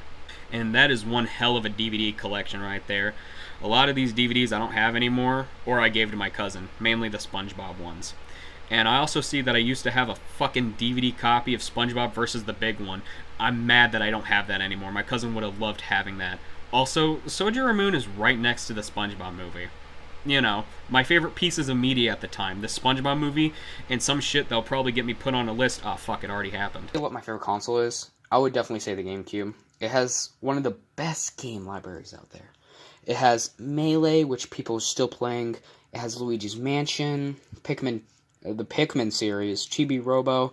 What fucking crack was I smoking? The GameCube is my favorite console, and then I immediately list games that I don't fucking give two shits about, like Melee and Chibi Robo. Motherfucker, I didn't like those games even back then. There's like 3 good games on the fucking GameCube. I like the Xbox 360 way more. Even back then, I played the Xbox 360 way more. In that video, I said Luigi's Mansion is my favorite game. I like Pikmin 2 more. Even back then, I lie like 90% of this video. And by the way, am I done now? I mean, it's your show. Then I say it should end now, with my final message being, start hoarding. You have a package. About damn time. You know, I'm really excited to play this game. Map pack from Game Theory?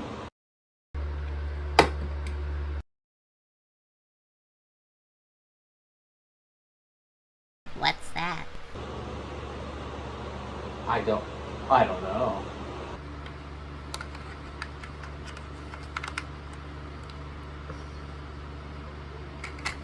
Is this a pirated copy of Undertale? I'm not the Pope. Why would he give this to me? I mean, you're the Pope of the Delilism religion. I thought I was the Jesus. Anyway, 9-ball, do your thing. Undertale started as a Kickstarter in 2013, as well as the demo for people to try, and in 2015, the game fully released. Anything else? The game was also released on consoles, with PS4 and the PlayStation Vita being first in 2017, and then the Switch in 2018, and finally Xbox consoles in 2021. There was also a planned 3DS and Wii U port, but it never came out due to GameMaker not being supported on those platforms. And yet Unity works on the new 3DS? It's not fucking fair. Wait, wasn't AVG and Adventures made with GameMaker? That was ClickTeam, a very easy mistake to make due to both GameMaker and ClickTeam Fusion being very similar. Does that technically mean someone could port Yoshi Dead and Loving It to the 3DS? Don't you have something else you need to do? Oh, yeah, Undertale. Undertale is one of those games that you just don't forget. With funny dialogue and the sexiest video game character known to mankind, sans Undertale. There's also the gameplay, which acts like your typical RPG, but you have to, like, dodge shit with that little heart there.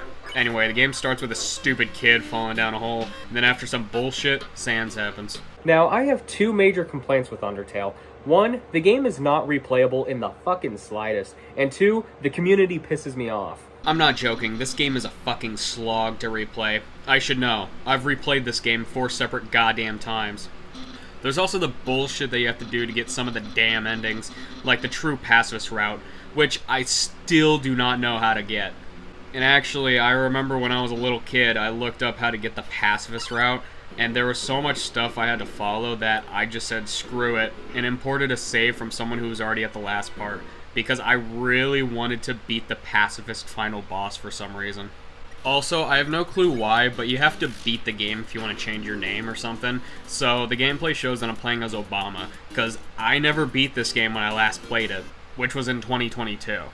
There's a lot of stuff that happened when I was introduced to Undertale. I don't know how exactly I was introduced to it, though. All I remember is Undertale Vine compilations, and this one fucking comic that was on YouTube, which was a Sans X Papyrus porn comic, where Sans was in heat, and then his brother, like, fucks him or something. I vividly remember that comic because the person who uploaded that shit to YouTube did not do a very good job of censoring it, because they were using the exact same goddamn colors as their penises. And then I remember trying to look up that comic again a few years later, and all I could find was a Spanish version on Wattpad. I don't know why that comic is stuck in my head. It's just the idea of Sans Undertale being in heat that's so fucking funny to me. Did you really need to talk about all that? And then there's the community that pisses me off. When they're not making the Sans and Heat comic or the Frisk X Kara lesbian porn, they're on Twitter complaining about the most stupid bullshit imaginable. I'm not joking. The Undertale / Deltarune community is probably one of the most obnoxious communities out there. There was this piece of artwork, and let's play I Spy. Is there anything wrong with this image besides the fact that I feel like this guy's cock should be poking out of his pants a little bit? You don't see it? Well, apparently they made this character's ass a little too big. I'm not fucking joking. I literally didn't even know they were there until someone pointed it out. People were making a giant hoopla about this. I remember when Deltarune first came out and people were talking about how much they wanted to fuck the dinosaur. Me too. But for some goddamn reason, 2025 is when people decided, yeah, you know what? We don't want to fuck the dinosaur no more. And we're gonna shame you if you do. And then there was another, like, kind of big controversy with, like, this Deltarune animation that I can't find, of, like, one of the characters melting in acid, and all that's running through my head is, if the Deltarune fans who are complaining about that actually played Undertale and chose to kill Flowey, do you think they would, like, try to dox Toby Fox? I think we should go back on topic. Sorry, I've had that pent up since Coffin of Andy and Lele Chapter 2, because Deltarune fans don't know how to read, so they don't know good storytelling. The game itself isn't bad if you only play it like twice, and the game has a lot of value to it as well, since it's an RPG and has 3 separate endings, and a sequel that I do not care for. Like, it's really clear that the game is good, and my review obviously doesn't do it justice. Do you think you'll ever talk about Deltarune? It's going to go a lot like this one, as, again, I do not care for it, and that was since before Chapter 2, and I never beat Chapter 1. What is going on with your computer? Honestly, I've been ignoring it for the past hour and a half. I think the Chinese are trying to hack you and steal your data. Sounds about right. They probably want their copy of G4 back.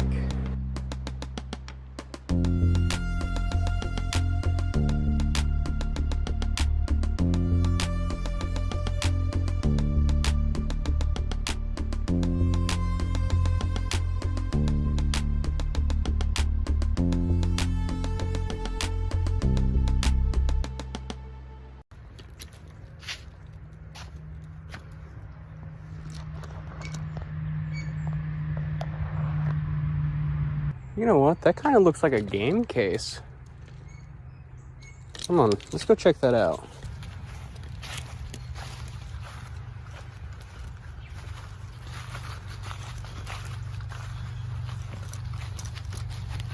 That is a game case.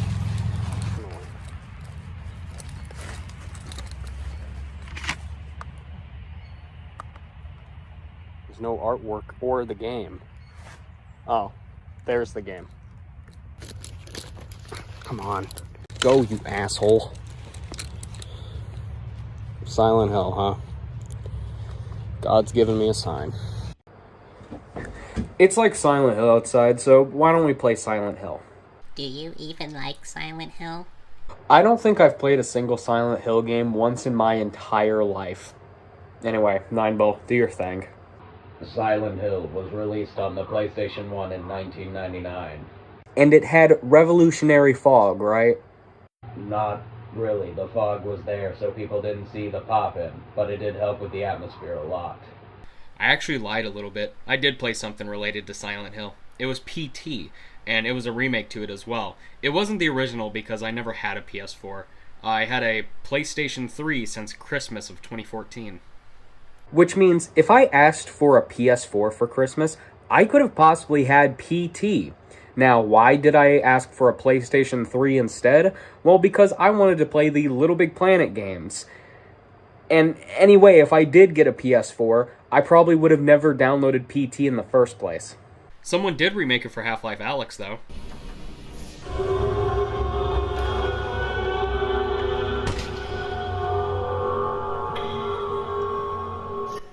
I bet this would actually be scary if I had a VR headset and wasn't playing in what is pretty much a more advanced Half-Life 2 engine.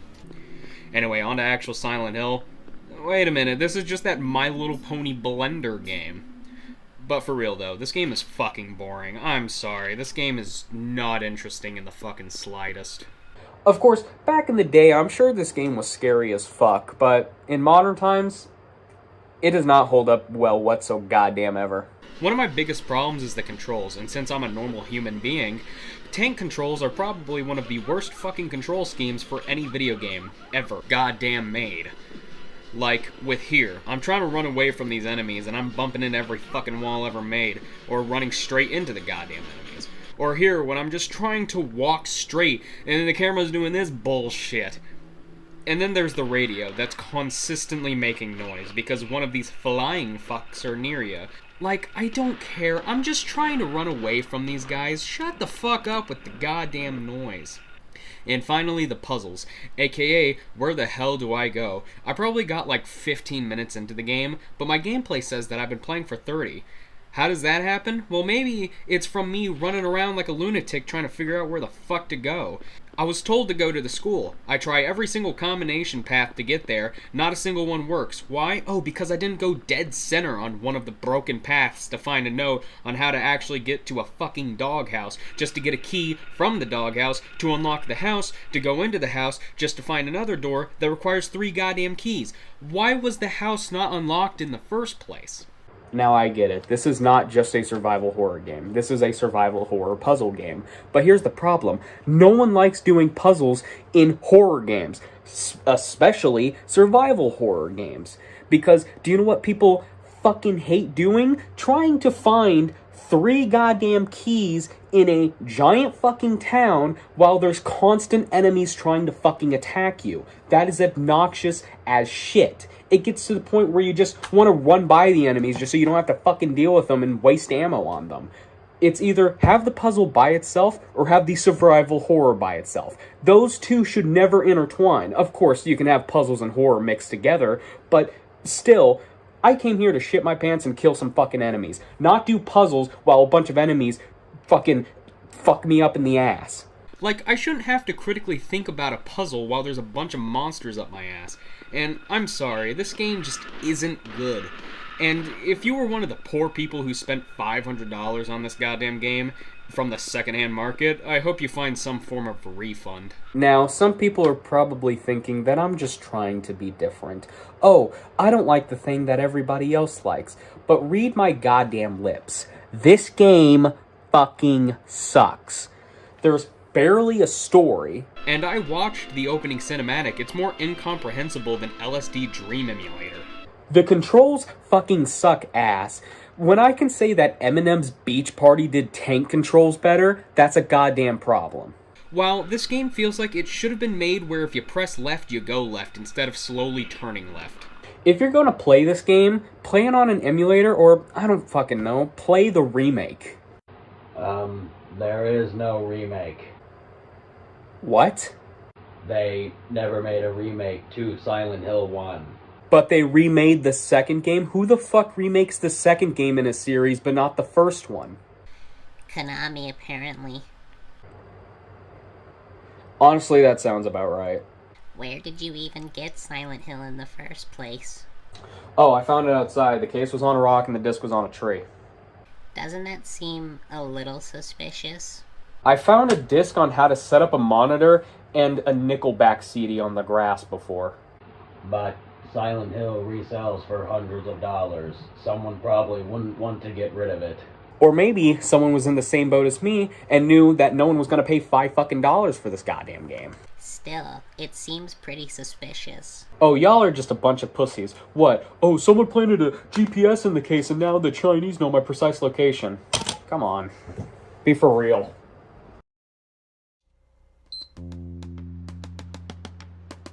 Well, babe, your 2 Christmas presents are on the way, and one of them doesn't have tracking, so you should expect to see it in like 6 months.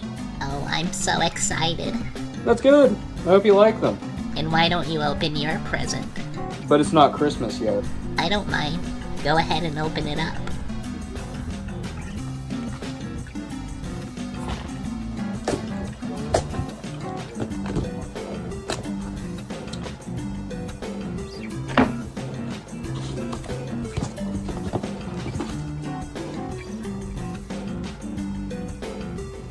Thank you. Those sure are video games. Open the worms. Oh my god. That is a lot of coins. And wouldn't you know it, it's enough for 2 tickets at the museum that's near us. We're going to a museum? It was a history museum and it had video games. Why don't we talk about them? Honestly, I don't care about a lot of this stuff. There was a jukebox though, and that was kind of neat. But I want to talk about the video games. So there's this first one where you just like go into the front part of a train, kinda, and you drive around. It's just like a joystick that only goes up and is only used to speed up, and a button. And my biggest complaint is that you can't go backwards. When you go forward, you have to do an entire loop if you want to see something from the previous portal. And honestly, why would anybody play this? There's no gameplay, it's just learning. I think Road Rider by Lightspan Adventures had more gameplay than this. By the way, honorable mentions to the screen thing, because I really wanted to watch A City of Pox. And finally, you have the last game, where you sit in the cabin of a train and see if you can make it from St. Louis to Springfield. And you only have 3 options: stagecoach, train, and car. And they're all pretty much the same, just dodge stuff and run over people? Honestly, I think the parents who think video games cause violence have a point. This game tells you to run over people, and that it's a good thing. In any way, this game is impossible to lose in. I mean, it's pretty much a glorified iPad game that a baby would play. Like, you would probably see one of these games in those ads that are like, 99% of people can't get past this level, while they run into everything. What was your favorite part of the museum? When you took your phone out during a movie. Oh yeah, I did do that. And it was the funniest joke I ever told. There was also one more thing that was interactive, not really a game, and it was just like a car that you drive and click on buildings to learn about them. But overall, it was a fun museum. Alright, well, the games at the museum sucked. Why don't we move on to the next game? Cubic Ninja is a 3DS game released in 2011. Go back to fucking hibernation, you need a rest. Alright. Anyway, this was just like one of those random games that I had never played. I think I had this game since like 2015, which is crazy because that's when the game was the most expensive. And why was this stupid little game so expensive back in 2015? Because this game was one of the ways to hack your 3DS. Yeah. I think a modern example of a game like this would be Tony Hawk's American Wasteland for the Xbox 360. Both games were worth less than $10, but the second that people found out that you could hack your console with them, that's when they shot up in price. But luckily, now both consoles have soft mods that use free software. But anyway, how's the game? It fucking sucks, because it was made by Ubisoft. There's a mode to use the circle pad so you don't have to tilt the entire console. I don't know how the fuck it's supposed to work. I don't know how you're supposed to go into the foreground or the background with just the circle pad. So pretty much your only option is to tilt the entire console. And overall, this game is just boring. The only reason you'd get this game is if you had nostalgia for it, or you bought a lot of 3DS games, and this was one of them. But the characters are cute, and it has a level editor. Yeah, well, so does Super Meat Boy.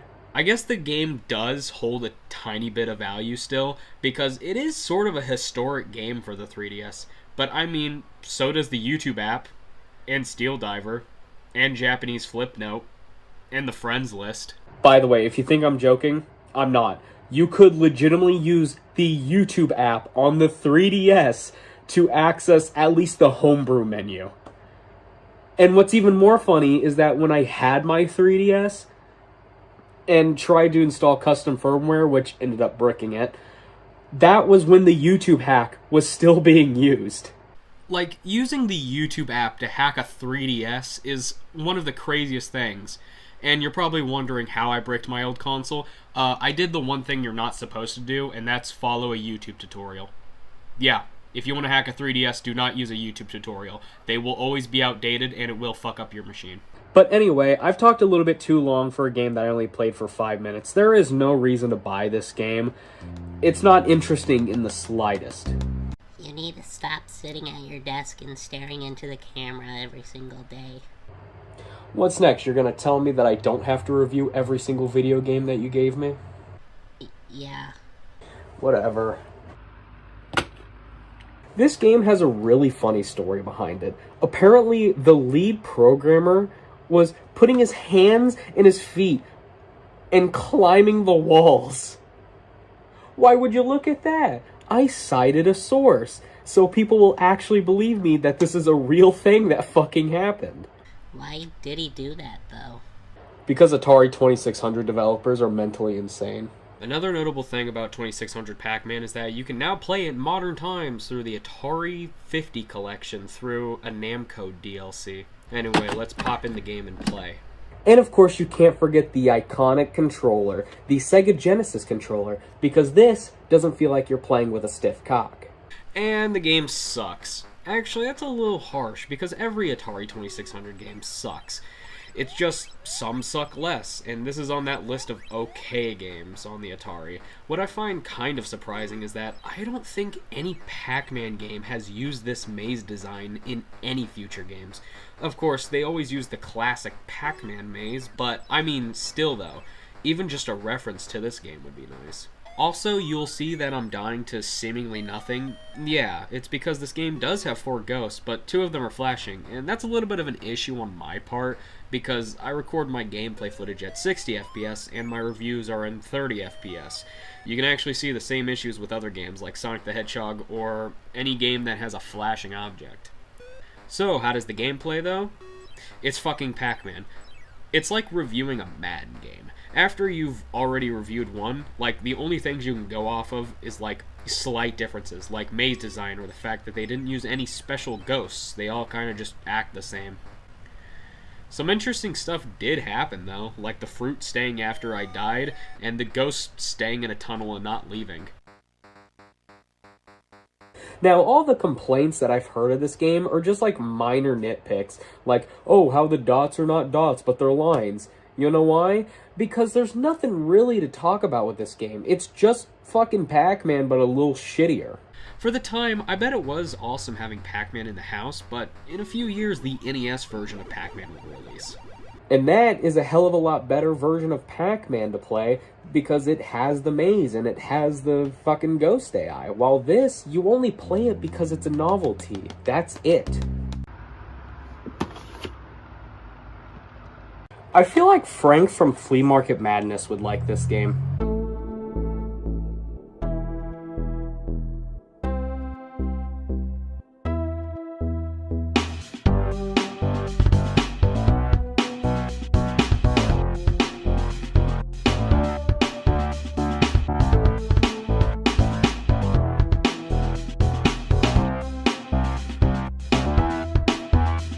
And me, Frank!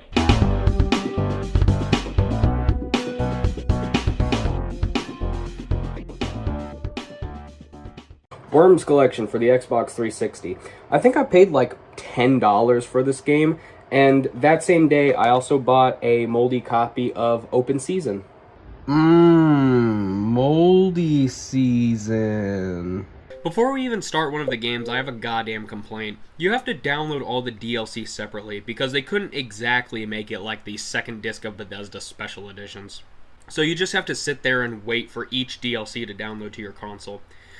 Anyway, on to the first game, Worms.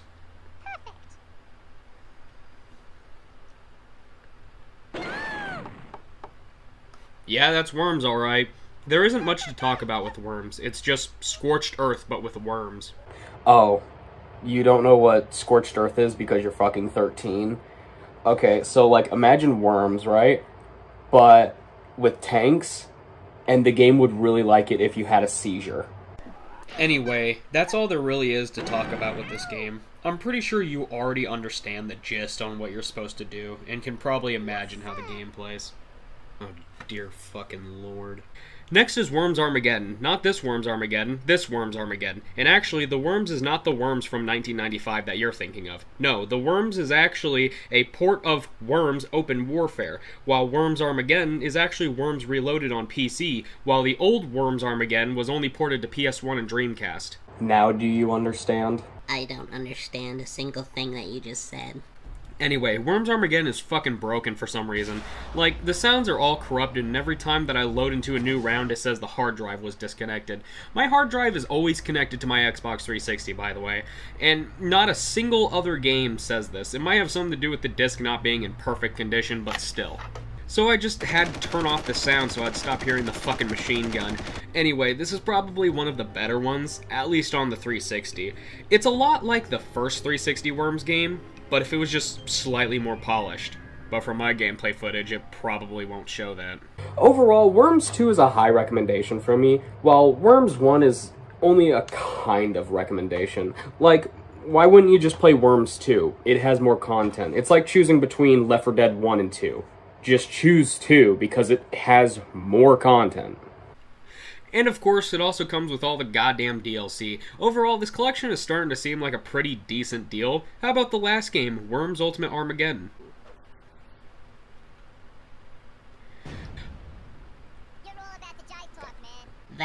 That was pretty bad. I have never played a game that is so fucking slow before. I think fucking Desert Bus is faster than this goddamn game. I mean, it's nice that it has the levels from Worms 3D. Too bad Worms 3D fucking sucks, and so does this game. And wouldn't you know it, this game also had DLC, but it's not on the fucking disc, meaning that you can't play it, and it doesn't matter because who the hell would want to even fucking play the DLC for this game in the first place? Now, there is one more Worms game that came out on 360, but it's not a part of this collection. But it did have a physical release in Europe. The Worms Revolution collection, which also came with Worms 2 Armageddon. If this released in the US, honestly, I would recommend picking this up over the normal Worms collection. But since it didn't release in the US, we're stuck with this Worms collection, with an okay game, a really good one, and a dogshit one, and no Worms Revolution. But this is still a pretty decent collection to get. And the servers still work, so if you have multiple copies of this, you could play with your friends. Or you could just play these fucking games on Steam, because these aren't very demanding games. Fuck, a lot of these had physical copies, and isn't just Steam on a disc. That's how old they are. Finally, we're at the last review of the 5 reviews before Christmas. Why not 12? Because you only gave me 5 games. Do you know what it's like going to a grocery store and buying what is pretty much a Fire TV stick with a bunch of ROMs on it? Well, you're about to. Now, I was going to put my own ROMs on here so I'd have a better understanding on how this thing works, but honestly, I would rather bungee jump with my ball sack than figure out how to load ROMs onto this thing. But because this is the last review of this 5-part Christmas special, I decided to figure it out just for you. So, I have deleted every single ROM that was on here. Don't worry, they're all pretty much just no-intro ROM sets. And put my own on here so I can compare them to emulators on my computer. Now, will I show that? Fuck no. The only reason you'd pick this thing up is just to steal the 64GB SD card that's in it. There is no goddamn reason to have this. From the awful feeling controllers to the fact that this thing doesn't even come with a power cable, which is micro USB, by the way. This is overall just an inconvenient as fuck console. And anyway, it doesn't help that you're just buying this because, oh, there's 500 games on here. Do you know what else has 500 games on it? Fucking Internet Archive. You can just go there and play all those games, just download them to your computer and play them right now. This thing is no different from those shitty emulation handhelds, except this thing's modeled after a fucking Fire TV stick. Which is the worst part because I have to go out of my way to play this. Why? Because I can't just plug in an HDMI since this thing is only HDMI output. Anyway, the biggest issue that I ran into was trying to figure out how to make these games run. Of course, I tested it with the Atari 2600 games because that was the one they had the least amount of, and they weren't loaded. The old ones were still there, they just didn't boot now.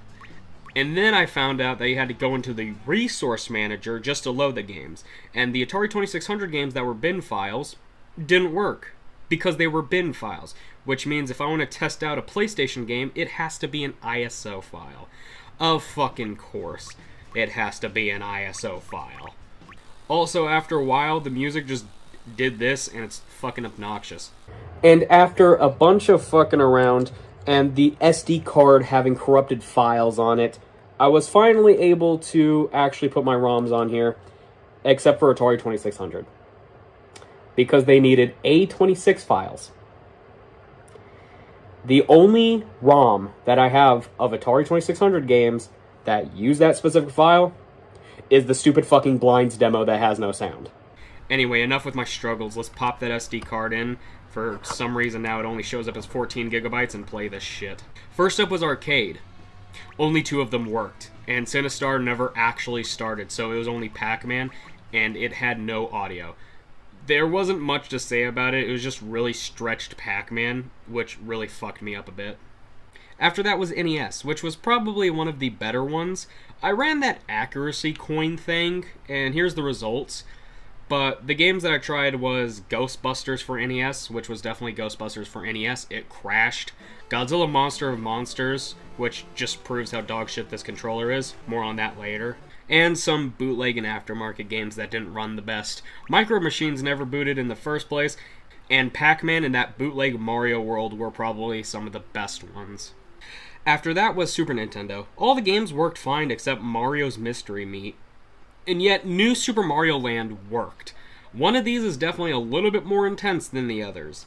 Sorry that this one's not going to be that interesting. I'm pretty much just reviewing an emulator on a fucking Fire TV stick.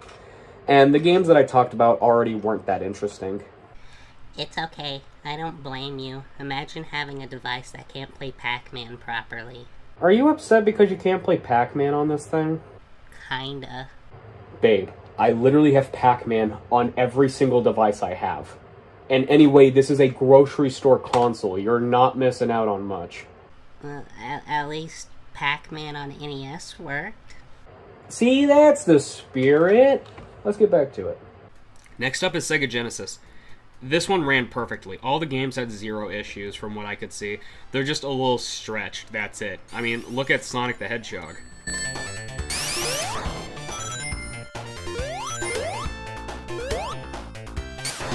After that was Game Boy Advanced, which was the most interesting.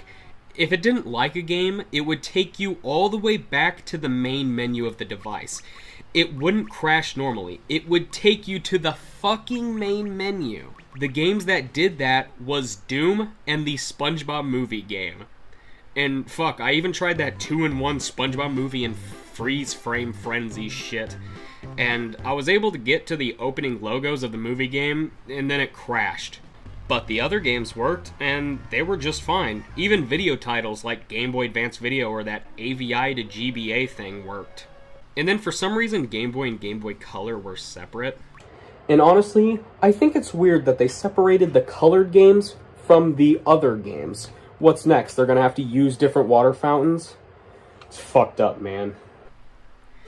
Anyway, this thing couldn't run the Bible. It was awful to listen to, and it crashed when I tried to load up any page. Now, why did I put the ROM of the Bible on here? Because surprisingly, it's a really good tester game. Yeah, all text, difficult to emulate. Now, of course, you can emulate it pretty easily now, or just go to the fucking library or a church, but still, some emulators cannot run the Bible for Game Boy, and I think that's really fucking funny. Anyway, the other 2 games ran fine. I also just remembered that my copy of Link's Awakening is the German version. I never got a replacement English ROM of that fucking game. Now, time for Game Boy Color. I only have homebrew titles, but I did try this device before when I got it. I tried Rayman. This is very similar to what happened with the Bible.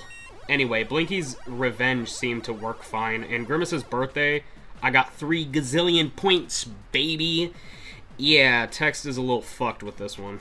And finally, PlayStation. I could talk about the Atari 2600, but again, the only game that I have for that is the Blinds demo, and that's not really interesting. It's just, like, stretched and for some reason blurry. So with PlayStation, I had Gex, LSD Dream Emulator, and Parappa the Rapper. LSD Dream Emulator seemed to work fine. The only problem with the game is that I have so little experience with LSD Dream Emulator that I don't know if some of this shit is like the emulator or the game itself. By the way, LSD Dream Emulator is probably one of, if not the worst, PlayStation emulator tester games. Because the game already looks fucked up as is. And Gex seemed to run perfectly. The only issue is that the FMV at the beginning had no audio. But besides that, it was a solid experience. And then finally, Parappa the Rapper. The game just straight up had no audio. The only audio was like menu sounds and Parappa's voice lines. And I think Parappa is the perfect tester game because this controller fucking sucks. It misses inputs because you press the buttons too softly. And I can show you through the audio notes as well, with the second level, how I'll just randomly miss a triangle hit, despite the fact that I pressed the damn button. Step on the brake. Step break. Notice how Step on the gas. Notice how I'm missing inputs. And signals to the left. Check and Jack, turn. turn And to signal. the left. Turn to the left. Now turn left. And this is a perfect time to show you that you can use the right joystick to hit the buttons. Because the joysticks don't act like joysticks. They act like alternatives to the D-pad and buttons. Yes. How beautiful. And one more tip, if for some ungodly reason you ever get this thing, do not save on a PlayStation game. It will hang in the middle of saving, and you will have to restart the game. I also tried Crash Bandicoot 3 before I deleted every ROM.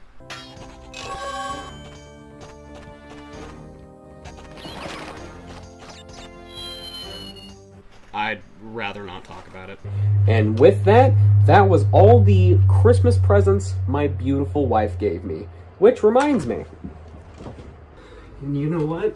Why don't you go ahead and have your next gift? She's Jewish. Is this a ring light? Yeah, so you stop looking like a fucking creepypasta on your own channel. Anyway, with that, Merry Christmas and Happy Holidays. And if you have a problem with me saying either of those, happy shut the fuck up.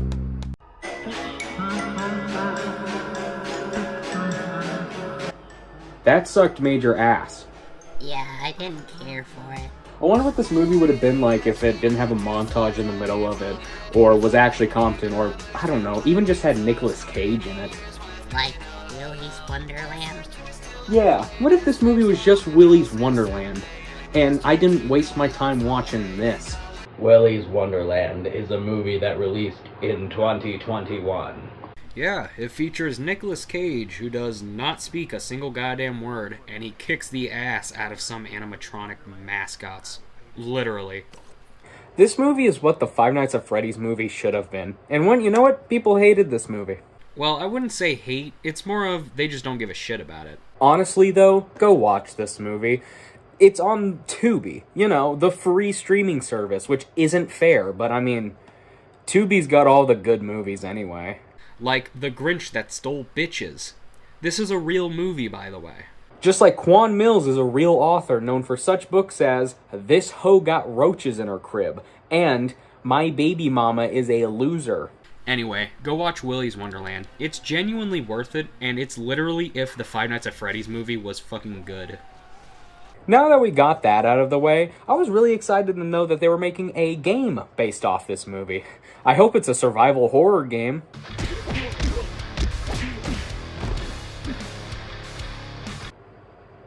The people who published that game also published I Have No Mouth and I Must Scream and Glover for Xbox, by the way. Willy's Wonderland, the game, released in 2024 on modern platforms. Yep, it sure did. I'm pretty sure this game could also run on the fucking Xbox 360, PlayStation 3, and Wii. Anyway, let's boot the game up and actually try it.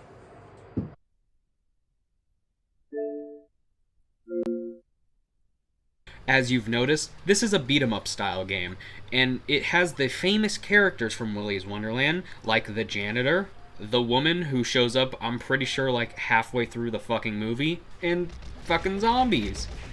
There's no fucking zombies in the movie! Oh, you can't forget the animatronics themselves, who are not only just bosses, but can also show up like 15 different times in a single level. And while we're still talking about enemies, let's talk about this annoying fucking piece of shit bitch right here. This fucker can teleport, and 99% of the time, you can't fucking attack her.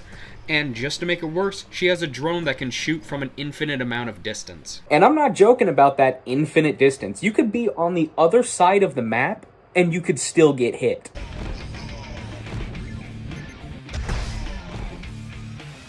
Also, this game has special moves, like being able to heal yourself or make yourself temporarily more powerful.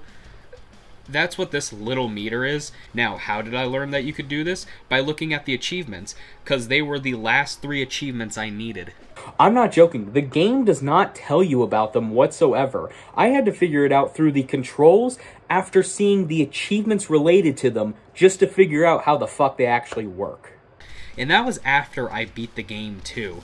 Before that, I didn't use them a single goddamn time because I didn't even know they existed, which would have been helpful because some of these areas are actually the most obnoxious things to keep running through every time you lose all your lives. And then you have the bosses. Yeah, they're just the animatronics, and this demon shit. I genuinely couldn't care less. I think it's just kind of fucked up that the second to final boss is harder than the final boss. The only reason you would buy this game is for the achievements. It's one of those really easy to 100% games on Xbox, so it's only like $5. But even then, that's too much money for a game that takes you, what, about an hour to beat? This game probably would have done really well if this was on Wii, but this released last year. There is no excuse to be releasing this cheap of a goddamn product on modern platforms. Well, actually, I shouldn't be talking. There's a fucking Diamond Art game on Xbox. But at least it's not as bad as the Nintendo Switch eShop and its shovelware. Overall, don't waste your fucking time on this game. Just watch the movie. Ha ha ha. Don't worry. You've fallen straight into my trap. Who said that? Turn around. Don't worry. It's me, the so-called Chinese. Hey babe, wake up, it's a fucking fish. Ha ha ha. Don't worry. She won't be waking up for quite a while. I snuck a roofie in her NyQuil. She's in ultra sleep mode. Wait, you call yourself the Chinese, but you're a fish. Take me to the river. I was made in China. Yeah, that makes sense.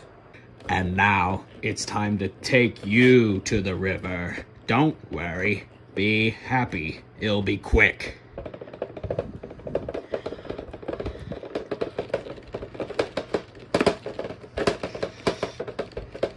Is your shaking supposed to affect anything, or are you just mad to see me? What? Why is my fishy stare not working on you? Because you're not gonna hurt him. What? Your hat is a little girl? Take me to the river. Now, FDA, grab your gun. Huh? Oh yeah, you know what? I forgot I had this thing. Oh! And to make sure this doesn't happen again, I got a little friend here. When in doubt, you always come in handy. Is it over? Is the Chinese finally gone? Looks like it. It was kind of anticlimactic though. It's like the entire point of this review was just to beat up a robot. But hey, at least it was kind of cool.